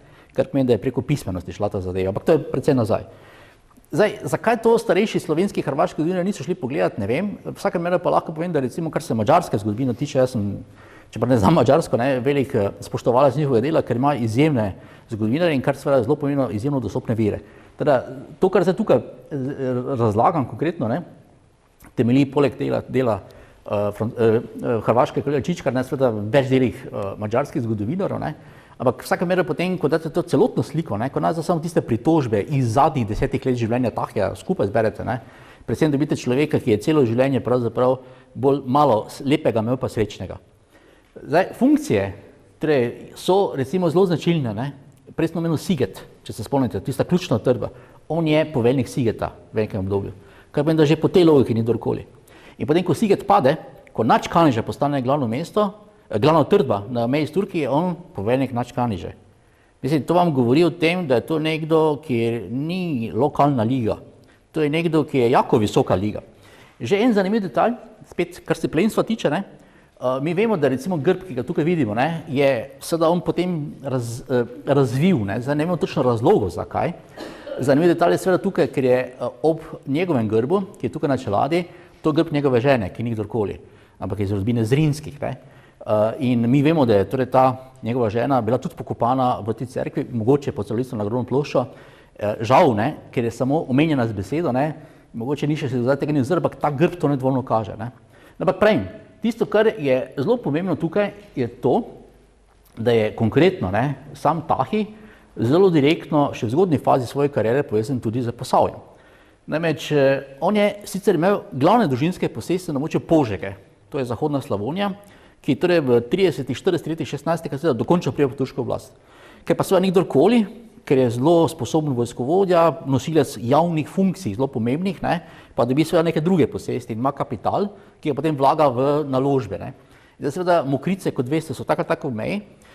Dolgoletni posestnik Mokric, to je rodbina Zebrijah, je ravno v tem času zamrla in posledično zaradi tega je bilo to prosto in potem dejansko je bilo to možno kupiti, je pa zelo hitro potem tudi prodal. In to ne komerkoli, ampak eden od svojih potem glavnih nasprotnikov, to je Ambrožo Gregorijancu, oziroma familija Gregorijanci, potem tako desetletja dolga posestnica Mokric. Ampak to je že taki prvi direktni vpliv. Drugo, kar je zelo direktno povezano s slovenskim prostorom, je nakup gradu Štatenberg in zelo področja gospodstva. Ni od kogarkoli kupil, ampak je od Auerspergov to kupil. Auerspergi so pa podedovali to kupili od Preuschenkov, ki so se že v 15. stoletju imenovali baroni Štatenberga. Da razložimo. Plemstvo se v osnovi srednji vek in tudi 16. stoletju deli vsaj po načeloma na 2 osnovni skupini, na tako zvano svobodno plemstvo, ki se začne z činom baron naprej. Baron se po nemško reče Freiherr, oziroma če je ženska je Freifrau, torej svobodni gospod, svobodna gospa, splošni izraz v angleščini, nemščini je baron. Torej vsi, ki so pod tem činom, pa so vsaj teoretično v neki fazi bili nesvobodni. To so vitezi, recimo Knecht, recimo je nemško, Knight angleško, in to dejansko v prevodu bi pomenilo prvotno, hlapec. Hlapec ni plemič, ampak vseeno gre za služabnike, hlapce, ki so tako plemeniti, da potem lahko postanejo, ampak samo pod določenimi pogoji, tudi baroni. In pogre pa čini naprej. Nekdo je lahko grof, pa je lahko mejni grof, pa je lahko vojvoda, pa je lahko kralj in cesar, ampak tu se začne. Ko ste bili enkrat baron, potem ste svobodni plemič. V 16. stoletju je ta preskok še vedno zelo redek in Tahi ga ima. Torej, vsaj od leta 1559 so on izrecno imenuje kot baroni Štatenberga. Kar pomeni, da je Štatenberg seveda v tem simbolnem smislu seveda zelo pomembno posestvo za njega. Ki pa, kot rečeno, čeprav je seveda tudi trpelo pod njim, na koncu smo slišali, se ni priključilo temu uporu. Torej, taki in podobni detalji nam govorijo o tem, da seveda, ker starejši zgodovinarji so predvsem gledali z vidika kmetov na zadevo, so moče kako stvar, recimo, ki je absolutno relevantna, tudi spregledali. Zdaj, besedo dve o Tahijevi družini, to je sicer... Ja, in? Ura je 17:08. Ja. Šel ob 9 na vlak. Ja, teže ne. Ja, moram dokončati, ne. Da, koliko? Ok. No, glavne, tale zadeva, odkrita v Makolah pred 5 leti, je od nedavnega, ne, pravzaprav zelo direktni dokaz, koliko je zdaj to območje, ne, torej Štatenberg je bil grad, tam kot stari grad, Makole so dolini, zraven je dvorec Štatenberg današnji, ne, to je pa župnijska cerkev. To je namreč grb, ki je sicer bil tukaj, pač od nekdaj že, sam ga ni pogledal, nišče, ne. No, zdaj, glavnem, že inicialke ni težko pač gotoviti, da gre za nekoga, ki se je pač imenoval E pa Z, ne. Zdaj, kdo pa to je, pa se seveda vidi po grbu, ne.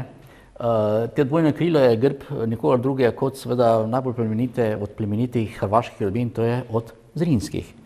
In zdaj, Z seveda v tem pomeni priimek, ne, Zrinski, ne, Elena, Helena, Ilona, ne, je pa njeno ime. Ja, in to je žena. Ferenca Franca Tahija. Zdaj, kako se mu reče, ne? Zdaj, moje mnenje je pač tako, da seveda ta človek je imel zagotovo več identitet, ne? Družina je bila sigurno v osnovi madžarska, ker izvira iz moča pri Budimpešti, ampak od začetka 16. se prosutno na hrvaškem prostoru, ne? In zdaj, če bi rekli, kaj bi njegov materin jezik, vprašanje, recimo, ne? Pisali so sigurno v latinščini, ne? Zdaj, kako so doma govorili, ne vem, ampak recimo zdaj ta Elena Zrinska pa bila hrvaška plemkinja, na kaj pomeni, da te vsaj nekaj mora hrvaško znati, ne? Če ne boš niti celo njegov prvi jezik bil, ne? In zdaj potem seveda, če pač rečemo po mađarsko, je seveda pač to Ferenc, ne? Zdaj po hrvaško je to Franjo. Res pa, da ima Slovenija nepravilo, ne, ki se tudi zdaj zrcali v tem, kar se bo zgodilo v prihodnjih dneh, da pač običajno, kadar govorimo o starejših časih in kadar govorimo o vladarjih, ne, uporabljamo torej ne avtohtona imena za plemiče, ne, zato ne bojo v soboto kronali kralja Charlesa, ampak bojo kronali kralja Karla. V praksi to pomeni, da govorimo recimo o teh ljudeh, mislim, meni se ne zdi napačno, ne, ko govorimo o slovenščini, ne, da mu ne rečemo ne Ferenc, da mu ne rečemo ne Franjo, ampak mu rečemo Franc. Ne nazadnje, oni, ko so bili Štatenberga, so ga sigurno tako imenovali. Oziroma tisti Mokric, ki so bili 2 leti pod njegovo vlastjo, verjetno tudi niso mu rekli Ferenc. Oziroma, zdaj, jaz razumem, da je potem to seveda pri Hrvatih pa Mađarih potem malo nacionalno, ne, ampak jaz mislim, da je najbolj korektno je prvič, da se pač povede po mojem mnenju, ta človek je imel odvisno verjetno od situacije vsa 3 imena, ne, lahko je bil Ferenc, lahko je bil Franjo, lahko je bil Franc, ne, ampak zdaj naprej, da ne bomo zdaj vedno znova ponavljali, potem izberemo. Zdaj, če slovensko govorim, jaz predlagam, da pač rečemo Franc. In tako je potem tudi žena, ni Elena, ni Ilona, ampak Helena in podobno gre naprej. Zdaj, mimogrede, grb je lep, zdaj najbližja podobnost je, zanimivo, ne, tako zelo spominja na grb Jurišiča, to je en zelo pomembni plemič v Trnjavi Nehaj v Senju, ne. Oziroma, sama ta postavitev vam kaže, recimo, kjera liga je spet to, ne. Ona je bila tak iz najbolj plemenite hrvaške rodbine, on je pač sicer postal samo baron, ne, ampak to so vse resne stvari, ne. Zdaj, v zakonu je bilo vsaj 9 otrok, mogoče še kakšnih več, 4 hčere, eno od teh je poskušal vsiliti za priorjenje od Sturnic, samostana, kjer pa so bili Štatenberga, ne, in pa 5 sinov. Najbolj zloglasni je tisti, ki je dejansko bil aktiven v času kmečkega upora, to je Gabriel ali Gabrek, oziroma Gabor po mađarsko. Ta je tudi konkretno, ne, se je tudi kmetom na Štatenbergu zaradi svojega nasilja, ki je bilo še hujše, kot očetovo seveda zapisal. No, v vsakem primeru, noben izmed sinov ni dočakal neke strašne starosti, vsaj en je umrl v turškem ujetništvu, en zelo verjetno v bitki proti Turkom, ne, torej, kot je bilo dostikrat v tem času, zaradi teh stalnih bojev s Turkom je bila življenjska doba plemstva zelo majhna, ne. 4 hčere pa niso imele vse potomce, ampak ena jih je imela, ne, teda mislim, da celo obstajajo, zdaj ne vem, kjer en koleno, s 23. 25. nekaj take, torej potomci Ferenca Franja, Franca Tahija. Zdaj, v katero ligo je to sodilo? Je tale primer, ne, torej najstarejši sin se imenoval Boltežar Tahi, njega najdemo v virih v letu 1565, točno od tega dogodka, ki je tukaj prikazan 571. Kaj to je? 1565. leta je umrl takratni vladar Habsburške dežele in tudi Ogrske, to je Ferdinand, tisti, ki je bil mlajši brat od Karla V. kot cesarja, sicer kot španskega kralja Karla I. No in ko je Karel V. Odstopil kot cesar in kralj, je njegov dolgoletni namestnik v Srednji Evropi, rimsko-nemški kralj Ferdinand, postal cesar. In tot naprej potem imamo 2 veji Habsburžanov, torej potomci Karla V. preko Filipa II. Do Filipa V. so španski Habsburžani, ki potem izumrejo, in zato danes še vedno vladajo Španiji španski Bourboni, medtem ko pa avstrijski Habsburžani, potem, ko po ženski liniji izumrejo od Marije Terezije, še vedno obstajajo. Ne? No, torej, ta Ferdinand je prav oče vseh teh. On je bil sicer potem pokopan, čeprav umrl na Dunaju, v Pragi. In če ste bili kdaj v Pragi, najbolj ste bili v stolnici Svetega Vida, in v stolnici Svetega Vida je marsikaj za pogledati, ampak ena stvar je pa očitno centralna, to je grob Ferdinanda, tega, ki pa je pokopan tukaj v tem grobu z svojo ženo, to je bila Ana Jagelonska, ki je bila pa dedinja čeških in ogrskih dežel. In njegova prestolnica je pravzaprav bolj kot Dunaj bila Praga, zato tudi potem Prago je izbral kot zadnjo počivališče. Zraven njiju dveh pa je njun najstarejši sin pokopan, to je pa Maksimilijan, to je pa cesar, ki je bil v času ravno tega kmečkega pora, podalo se detajli. Ampak če vas bo pot zapeljala, ne bojte samo da ta grob, ne, ampak dvignite pogled gor, ne. Torej celotni presbiterij, kjer je ta grob na sredi, je obdan z mnogimi grbi habsburških dežel in brez težav boste prepoznali tako Kranjsko, kot Štajersko, kot Goriško, kot tudi slovensko marko, s tistim Vindišev put pa tak naprej, ampak samo detalj. Torej, ko je umrl, so začele pogrebne slovesnosti na Dunaju. Ne. Takrat je bilo moderno te pogrebne sprevode upodabljati, gre seveda izjemno kvalitetno delo, ne, ki je bilo potem celo natisnjeno v nekem sicer zelo omejenem številu. No in tukaj so navedeni potem, to je 28. slika tega sprevoda, ne, in so potem predstavniki posameznih dežel, svetovalci, sinovi in tak naprej. Na koncu pa pride krsta z umrlim cesarjem, ki jo pa nosijo torej našteti ljudje in pogledajte, kdo je zadnji napisan. Bolj težar Tahi. To je izjemna čast. Zdaj, verjetno bi moral Franjo Tahi to delati, ne? Ampak najbrž je imel kakšne službene obveznosti, ne? In zato ga torej zastopa njegov takrat najstarejši sin. Zna biti, da je to. Ampak zdaj, ko slišimo, ne, da je imel Tahi velik vpliv na dvor, ne? Mislim, to vidite, da ni legenda, to je resnica. Torej človek, mislim, ni še drugi z hrvaške prostora, razen Zrinskih, ni tako visoko. Obene pa, da so Zrinske pa tako sorodniki od Tahija. Teda, upreti se takemu človeku res ni bilo karkoli. Zdaj, njegov glavni problem se je pojavil z tem, ko pride do gradu Susedgrad. Jaz se spomnim, da prvič, ko sem šel v Zagreb, ne, ko še ni bilo avtoceste, se mi zdi, da se spomnim teh ruševin, ki so seveda danes dosti bolj skromne, kot so bile, ko je ta fotografija nastala. To je sicer ne sploh prvi fotografij, kar imamo na Hrvaškem. Avtor je Ivan Štandl, zelo znana zadeva tudi, ne. To so v bistvu izjemne fotografije, same po kvaliteti iz 1869 leta. No in kar je zanimiv detalj in je zelo direktno povezan tudi s to, kjer s prostorom, kjer smo in zadnje tu zidanim mostom, današnjim krajem Zamude, ne, je, da je ravno kar bila zgrajena železnica. To je železnica, zidani most Zagreb, jo vidimo, 1962 leta in gori je še vedno precej mogočna še kot danes ruševina gradu Susedgrad. Zdaj, ta grad Susedgrad je bil seveda izjemno pomemben, ni bil največji grad, ampak je bil zelo pomembno strateško lego, ker je bil na strani Zagreba zelo blizu, oziroma oba Zagreba, Škofijski, Kaptol in pa Gradec. Na drugi strani pa zelo blizu bila meja z Rimsko in še samo Beli Brežice, ne. Kar meni, da je bilo zelo prometno in če imate ta grad, potem imate zelo velike dohodke, ker pobirate mitnino. Bilo je povezano tudi z zelo velikim, nenavadno velikim gospodstvom, in ker je to gospodstvo tako veliko, bilo potem vsaj od 15. stoletja ima sekundarno sedišče, to je pa Stubica. Tam je tudi en grad, ki je potem propadal, ni direktno povezan s kmečkimi upori, so ga pa arheologi hrvaški izkopavali in je potem, mislim, tudi razstava o tem nastala. Medtem ko pa sam Susedgrad je pa že samo tega, ker ni v centru Zagreba, ni pa stal zraz, bil pred mnogimi leti že precej arheološko raziskan. Medvedgrad je drugi taki grad okrog Zagreba, tisto tam je tam obnovljeno, pač gor dol, ampak recimo z arheološke vidika je to dosti bolj zanimivo. Da pa sploh ne govorimo, da ta Susedgrad ima seveda izjemno zgodovino. Jaz sam, ko sem se tega lotil, ne, sem si moral na koncu res narisati, da sem razumel stvari. Zdaj bom poskušal biti najbolj jedrnat, kaj je možen. Torej, osnovni posestniki, ne, torej tega gradu Susedgrad je bila rodbina klan Aka ali Ača. Torej, to so tile dosem. Tu nekje od 14. stoletja se torej ta veja teh Ač ali Ak, to je mađarsko ime, začne imenovati Tot. Mađarščini meni Tot Slovan, lahko tudi Hrvat. In potem so bili, ker je teh Totov seveda več, ne, to je pač relativno pogost priimek, še danes na Mađarskem, ne, potem Tot iz Susedgrada. Ampak zdaj ti Toti iz Susedgrada izumrejo v moški liniji in potem je dedinja Dora, okay, s katero se porodi Henning iz Černina.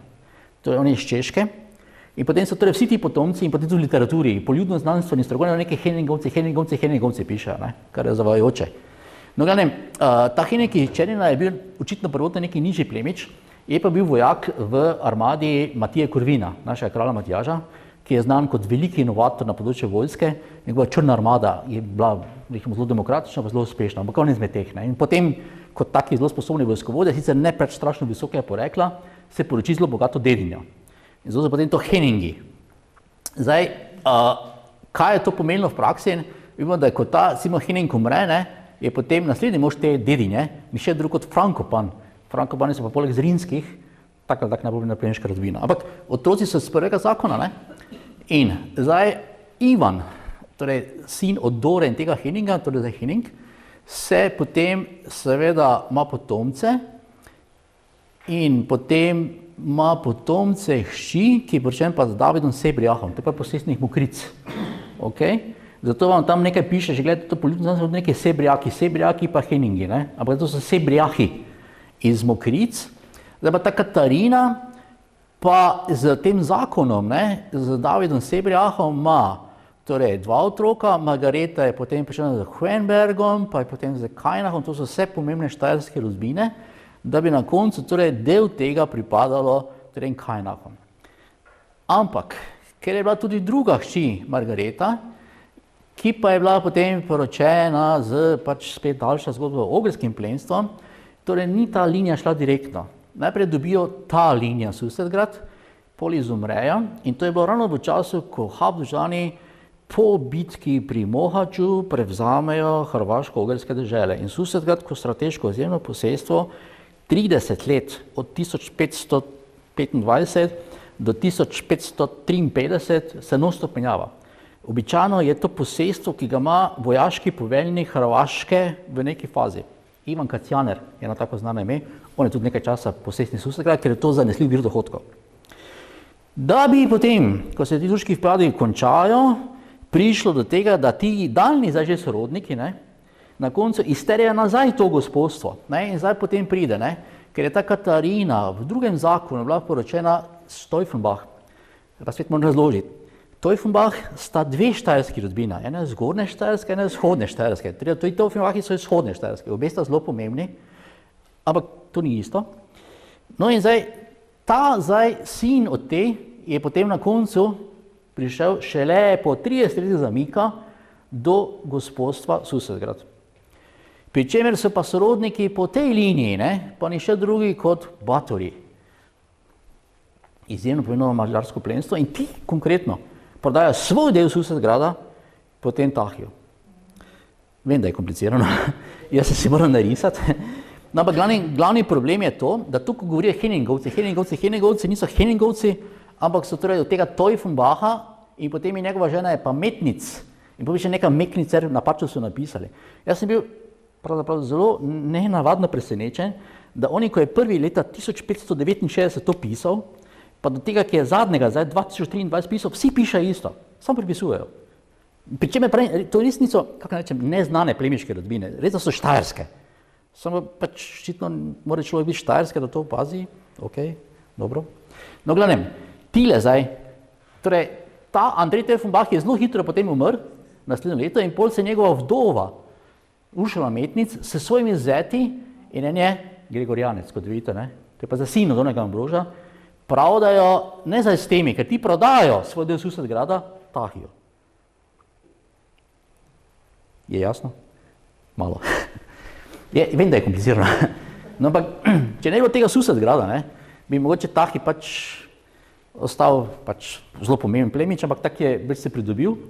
No in zdaj ti plemiči, ti podložniki Susetgrada, ne, pa so potem ravno zaradi tega, ker zdaj ti Metnic Uršula pa njeni zeti se niso strinjali s tem, da oni niso dali predkupne pravice do onega dela, ki ga je Tahi kupil, in se potem to vleče. In v prvi fazi izkoriščajo, zdaj torej eni pa drugi imajo pristaše, torej Tahi ima pristaše, pa ti zdaj tako zvani Metniceri, ki niso Metniceri, ker so Teufenbachi, ok, do 12. leta. Ampak Tahi je tisti, ki je na gradu. Poga pa vrže z gradu, pa so Henningovci, beri, Teufenbachi, pa torej ta Metnicereva in njeni zeti, da bi šele v pozni fazi potem prišlo do tega, da 1572 leta se pa ti kmetje odločijo, da več ne bo kanonen futer, ne, za eno pa drugo stranko, pa da sami prevzamejo to delo. In z tega vidika to je izjemno, ne. Ampak to vam govori o tem, da torej vse to, kar je bilo tukaj, ni bilo nič revolucionarnega, bilo čisto v okviru takratnega sistema.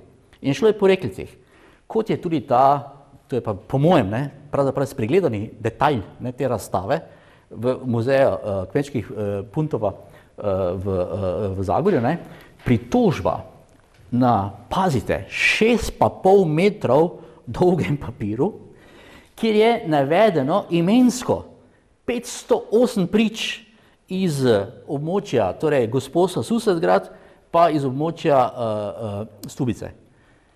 In mislim, da je izjemna zadeva, kar je naredil sicer meni osebno nepoznani po članki, ki ga poznam, kolega Branimir Brglez, koliko razumem, je sicer po strokovnem predvsem lingvist, ne, pa on je šel primerjati, ne, ta imena teh prič, torej so dobesedno, ne, tako da je napisal članko, ko se buni, ne, izpod Susedgrada, kdo so torej ti, ki se bunijo, kdo se pridružuje proti Tahiju, ker je seveda izjemno pomenilo to, da je točno iz tega obdobja pa urbar. In on je zašel pogledati, ne, in ta urbar, ki je obstajal Susedgradska posestja, je toliko bogat, da ne piše samo, kaj v tej vasi je ta pa ta, ampak piše v tej vasi je ta pa ta in ima toliko in toliko zemlje, ima toliko in toliko krav, nekaj v tem stilu, mislim, vse se da prebrati. On je potem z veliko stopnjo verjetnosti, ne, seveda znal povezati, pa ni še, koliko jaz vem, ni še pred njim to ni naredil, tudi Adamček, ne, torej te ljudi, ki se pridružujejo, ne, z temi urbarji. In kaj je ugotovil? Ugotovil je, da se predvsem pritožujejo, ne najbolj revni. Najbolj se pritožujejo tisti, ki res imajo kaj, ki so nekaj sveta videli in predvsem tisti, ki imajo vaške izkušnje. Vse to, kar se je slutilo, ne, se je tukaj pokazalo. Vse dejansko je tako. Če so ljudje res na dnu, socialnem dnu, ne, ponovadi nima nobenih obzorij, so vodljivi, ne, ljudje, ki pa poznajo neke stvari, ljudje, ki imajo kaj zgubiti, če hočete direktno povedati, ne, ljudje, ki imajo izkušnje, ne, so pa tisti, ki so najtežje voditi. Zdaj, kakršnakoli podoba s kakimi sistemi, kdaj preteklosti, je tu lahko samo zgolj naključen. Zdaj, ta detalj, ne, ki seveda ni nepomemben, ne, in vsi ostali, ki so se tu skozi te natančno branje virov, ne, to so vse viri, ki so bili sicer že poznani prej, ne, se nam pokaže dejansko, koliko so recimo neke stvari, ki mogoče 50 let nazaj, ne, niso bile najbolj zanimive, ne, pač treba podariti, da so se reveži upirali, ne. Zdaj pravzaprav vidimo, da ni čisto tako bilo. To ni bila elita v tem smislu, da so zdaj bili, imajo take lepe grbe, pa tak naprej, ampak to sigurno je bila na podeželju elita. Oziroma vsi tisti, ki so recimo dejansko vodili upornikov, se vidi, da imajo neke izkušnje. Ali so bili neki sodniki, ali so bili vojaki, nihče ni bil bogi, ne, ali pa kaj podobnega. Zdaj, tale upodobitev, ne, upora nam kaže, zakaj pravzaprav je ta upor vseeno pač manj pomemben, kot je recimo upor 1515, ker je zajem bistveno manjše območje. To je tako zelo ambiciozno, ne, to je napisano, kot da do Varaždina segalo, pa tak naprej. In tukaj je tukaj označeno, recimo, ko jaz vidim, recimo ta grad, ne, pa označeno ogenj, na prvi pogled rekel, da so zasedli grad, ne. Niso, ne. To je v bistvu simbol, da so oblegali grad, ne. Oziroma, če bi rekel za spet, ker pač precej dobro poznamo potek upora 1515, upor 1515 so kmetje res desetine gradov zasedli, ne. Tukaj konkretno, recimo, na slovenskem prostoru nobenega. Zasedli so Brežice pa Krško, ampak grad Brežice niso zasedli in tudi grad Krško niso zasedli, ne. In konkretno, recimo, Mokrice so samo mimo šli, Kuženšperk so samo mimo šli, Planina so samo mimo šli. Ne, teda pomeni vam to, da je to z tega vidika čisto nekaj. Meni deluje zdaj kot pač natančno te bire, verjam, da oni sicer so se oprli, ne, ampak za razliko tistega po 15 dejansko niso imeli neke dokončne politike, ne. Oziroma sem mislil, da bo zadosti, da se zberejo, da se pokažejo, ne, in da se bojo kar vdali. In tudi na drugi strani, ko beremo, recimo, ne, ko so v gradu Reichenburg, je ravno potekala poroka. In ker so pač imeli dosti hrane, so jim dali hrano.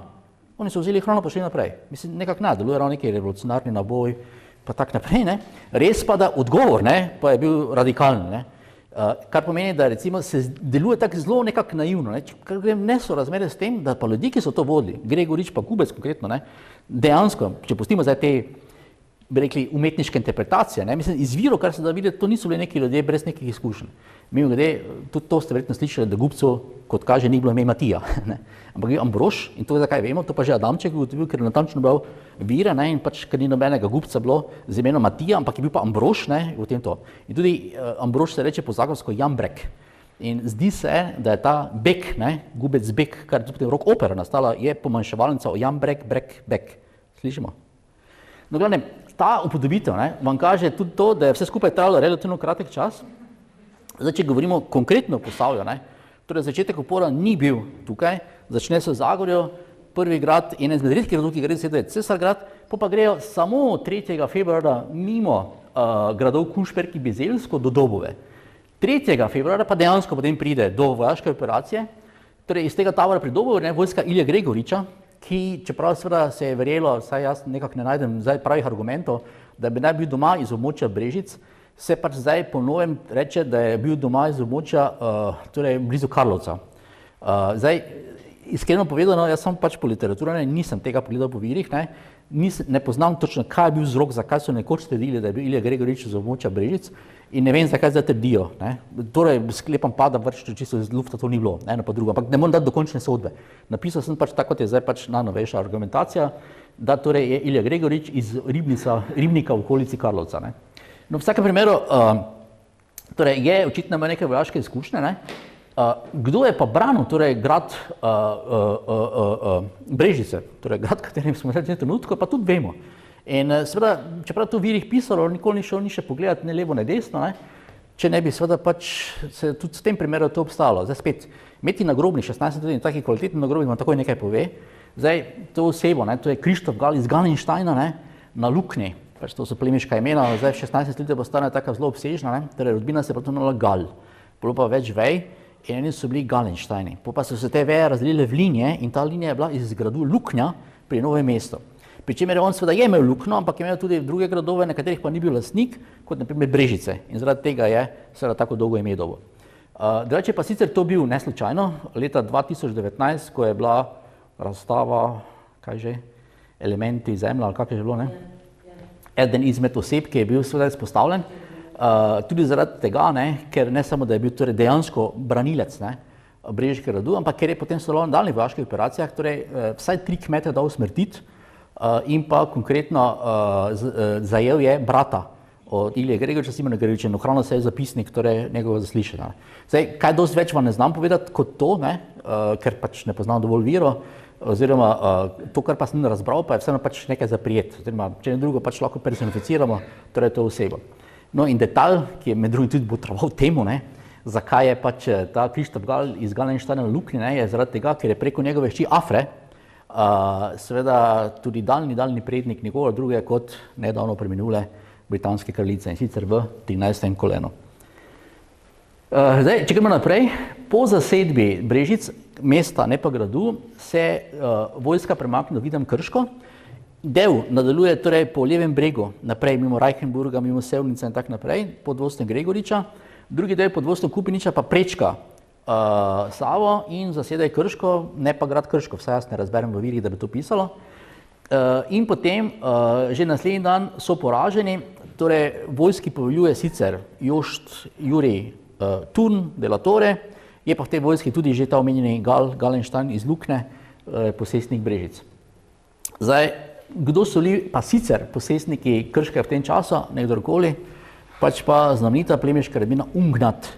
Ime ste sigurno slišali že zaradi tega, ker je v vsakem že srednjošolskem učbeniku poudarjeno, da je neki Hans Ungnat zelo pomemben za slovensko reformacijo, pa še za marsikaj drugega. On je bil desetletja dolgo štajerski deželni glavar, med glavnih bojev proti Turkom in to, da je bil protestant, je samo ena izmed njegovih funkcij.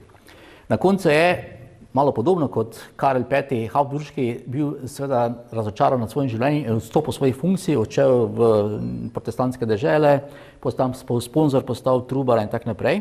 Njegovi sini so pa ostali tukaj. In konkretno dva, Krištof IV. In Ludvik Ungnat, sta potem izmenoma bila posestnika Krškega. Podarjam posestnika, ker nista bila gospodarja. In zelo dobro vprašanje je, če sta kadarkoli živela sploh v Krškem. No, to so bili veliki gospodje.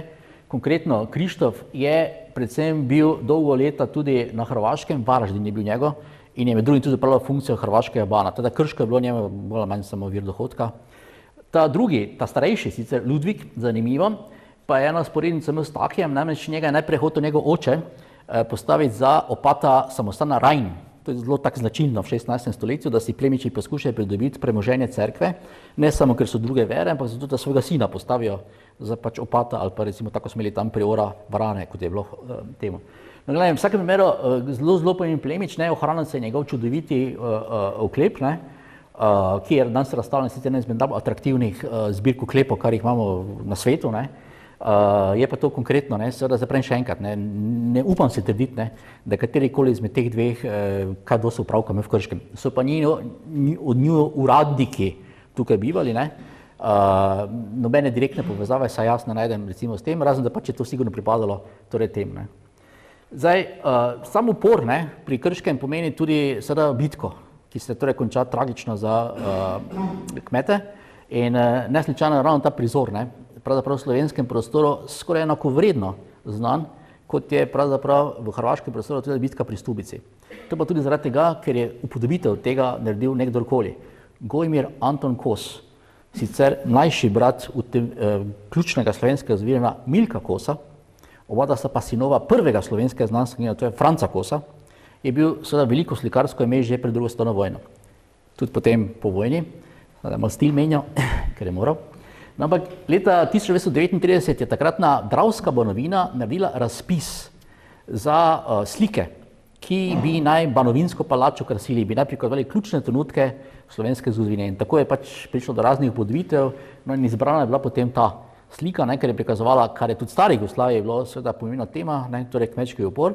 Pri čemer pravim še enkrat, to ni kdorkoli na sliko, ampak pravim še enkrat, eden izmed sploh najbolj prepoznavnih slikarjev 20. stoletja v slovenskem prostoru, to je Gojmir Anton Kos. In spet tisti, ki smo starejši, spomnite, bilo na naslovnici učbenika, mislim, za 6. razred ali nekaj takega, dolga desetletja in potem je ta slika pač meni vsaj vedno pred očmi. Sam potek dogodkov na območju Krškega smo dobro poučeni, zaradi tega, ker obstaja urbar za Krško iz leta 1970 in 1975. Zdaj, Koropec je sicer, kot sem prej omenil, pisal desetine člankov o lokalni zgodovini Štajerske z eno veliko in pomembno izjemo, Krško. Teda tam najdete pa to analizo in tam se je spet ta stvar zrcali, da položaj kmetov ni bil tako strašno obupen, kot se ponavadi to v nekih poljudno znanstvenih, pa bi rekli umetniških zadevah prikazuje. Ja, ravno to, da vi imate nekaj, da imate neko osnovo, pa da imate neko obzorja in tudi, kar je zelo pomembno, da sodelujete recimo v trgovini, kar je pri vseh vedno bilo torej značilno. Če se tukaj omejene, to ni tisto zgolj preživetje, to je že neki malo višji standard. Vam govori o tem, da torej gledate zgolj skozi neko, obupno razmere ali pa da je to bilo vse za nič in da so potem neki lačni bili in goli in bosi. Ne. Sigurno so bili taki, ampak tisti, ki so se opirali, zagotovo ne. Zdaj, tretja stvar, ki je moče še tukaj dodati, je pa to, da je v teh bojih mesto Krško pogorelo in tudi seveda vsi privilegiji in izgubljen je tudi pečatnik bil prvotni in zaradi tega so takrat dali gledati novi pečatnik in to je zdaj seveda neposredne posledice recimo tega kmečkega upora. Odtot nadaljuje pot sicer Gregorič sam do Sevnice, zasede trg, nič ne poroča o kakšnem nasilju. Zanimivo pa je to, da je človek, ki je sicer bil posestnik Sevnice, sicer pa gospodar gradu Boštanj, to pa je čez Savo takoj, to je Viljem II. Lamberg iz linije Boštanj, pa seveda napadal del teh enot, tudi vemo, da je 2 zajel, da jih zazliševal, poslal poročilo v Ljubljano, in je torej še ena taka, bi rekli, konkretna oseba, ki jo celo lahko vizualiziramo, njegov nagrobnik se tudi ohranil in je torej na plemiški strani sodeloval pri teh bojih. Dalje pa sicer Rudmin Lamberg, sigurno ste slišali, ker ste slišali za pesem Pegamo po Lambergu, konkretno en izmed prednikov točno tega, boštanskega, sevniškega je bil tole. Zdaj spet, da ne bomo dolgo, zanimiv grb tudi, mislim, nagrobnik, ne samo, da je kvalitetna zadeva, lepo se vidi oprema in tako naprej, ampak tudi grbi so. Torej, Lamberški grb je tole, to so pa grbi prednikov oziroma žena, Krajk, zelo pomembna rodbina, Puhajm, zelo pomembna rodbina, edino tega ne znam pojasniti, vsaka bera pa nekaj, kar kaže vse na neko prvo ligo, zelo tam nekje visoko. Kaj je ostalo od dogodkov Šment? Torej, Gregorič potem nadaljuje 6. 7. pot, zdaj se obrne nazaj preko Jurklošta Pilštajna, da potem pride do usodne bitke pri Bisici ob Sotli, kot se zdaj reče, oziroma takrat se je reklo Sveti Peter pri Kunšperku, in s tem se pravzaprav zaključi. Zdaj, ni nekih strašnih, bi rekli, novih ugotovitev z strani kmetov, ni nekih novih strašnih ugotovitev s strani, če rečemo, vzrokov, posledic in tako naprej. Je pa sigurno kakšen dodatek o tem, kdo so ti ljudje bili, kaj so bili in pa seveda še enkrat poudarjam, da zadnja stvar, ki bi se smeli pač kadarkoli v zgodovini privoščiti, je, da pač stvari nekaj sklepamo brez osnove virov. Če nekaj v virih ni, ne moremo, če nekaj v virih je, lahko. Zdaj, tisto, kar bi si želel, da ostane od tega upora in današnjega predavanja, je pa po mojem simbolno prikazano s tem. Najbrž vsi prepoznate, skoraj vsak dan vidite na televiziji, samo da pač oni, ko so tam spodaj, ne opazijo. Gre za delo Slavka Pengova, še enega velikega slikarja iz časa stare Jugoslavije, ki je malo stil menjal potem v novi Jugoslaviji. Ampak, kot verjetno veste, v predverju parlamenta je prikazana slovenska zgodovina, kot so videli v času gradnje parlamenta. ne bom rekel, da je nacionalno romantična, to je stvar 19. stoletja, pa je vseeno neke stvari so idealizirani Slovani in tako naprej. In tudi za poudarki so pač v duhu časa, ne, pač niso čisto vse vsebine, recimo, ne vem, Grofo-Celjski ni, recimo, ne, čeprav so svoje zelo pomembne sestavne zgodovine, pač zdaj je bila se v 50 letih prejšnjega stoletja postavljena. Ampak bodite pozorni, da je seveda na tej upodobitvi absolutno nekaj, kar je takoj lahko prepoznati, ne. Torej vidimo nekoga na žarečem stolu z žarečo krono, ne, in čeprav ni podnapisa, tudi če bi slučajno še dodvomo, ne, to cerkev ni težko prepoznati, to je cerkev Svetega Marka v Zagrebu, ne. Torej prikazan je upodobitev, prikazan je gubec, ne. Zgodovinsko ni čisto jasno, na kakšen način je bil smrčen, zdi se, ne, da je ta žareča krona in žareči prestol kasnejša inovacija. V vsakem primeru pa je bil usmrčen. Običajen način za takšne in podobne zločine v tem času bilo obglavljanje, razčetverjenje in take zadeve. To ni nemogoče. Jaz si ne upam trditi, recimo, ker vem, da so pomisleki, ne, ker je toliko in toliko let kasneje bilo to napisano. Ne. In pa predhodnik je bil, to je bil pa madžarski kmečki upornik Jurij Doža, ki pa res na ta način bil usmrčen. In tako se je potem kasnejše izročilo pomešalo. Matija Korvina, zato je nastal Matija Gubec, ne, je čisto možno, da je kasnejše izročilo pomešalo Jurija Dožo z Matijem Ambrožem Gubcom in zaradi tega ta zgled, ampak usmrčen je bil. Da tudi ta obglavljanje tukaj in ti kmetje, ki jih vidimo, ne, so nesporno povezani z dogodki, kako si jih pač predstavljamo in neustrezno, da si jih predstavljamo v poroč 1973. Ampak bodite pozorni pa na tole. Tukaj je nekaj druge prikazano, ne, in ta papir, ki ga imata v roki, ne, jaz mislim, da zelo jasno nakazuje na oni Levkupov Majna, torej prikazana sta pravzaprav dva upora, 1573 in 1515. In tisto, kar bi želel povedati, je to, da absolutno je pomembno poznati, razumeti upor 1573, ne, tudi zaradi tega, ker lahko nekaj stvari bolj personificiramo, imamo neke osebe, na eni pa na drugi strani, ne, in to sporočilnost, ne, da torej ni izključujoče, da to sodelovanje dveh, v vsakem primeru zelo tesno povezanih narodov, Hrvatov in Slovencev, je neko, ki je sporočilo. Pa jaz ne vem, čist nič manjšega sporočila v uporu 1615 in želel bi si seveda, da pač, ne, tudi zaradi tega, ker je zdaj tisti upor 1515 pred 8 leti bil te nekako potem prikazan, ne, tudi na državnem nivoju, da pa zdaj ta 1573 ni in da bi se to uravnotežilo, oziroma da pač, ko pa zdaj kakšna naslednja priložnost se teh stvari govori, ne, da se v obeh uporih govori, oba dva sta pomembna, oba dva sta neka stvar, ki sta med temeljnih zadevami tej slovenski zgodovini, ne, in zadnja stvar, ki bi bila pač tukaj smiselna, je, da bi recimo na račun enega ali pa drugega recimo karkoli pač izbrisali ali pa recimo pozabili. Teda, jaz mislim, da sem bil dovolj dolg, da bi lahko končali. Če je še kakšno vprašanje, pa če mu znamo, pa z veseljem zvolim, sicer pa hvala za pozornost, pa še enkrat hvala za potrpljenje. Slovenske železnice so pač naredile svoje, kar so, ampak niso sami krivi.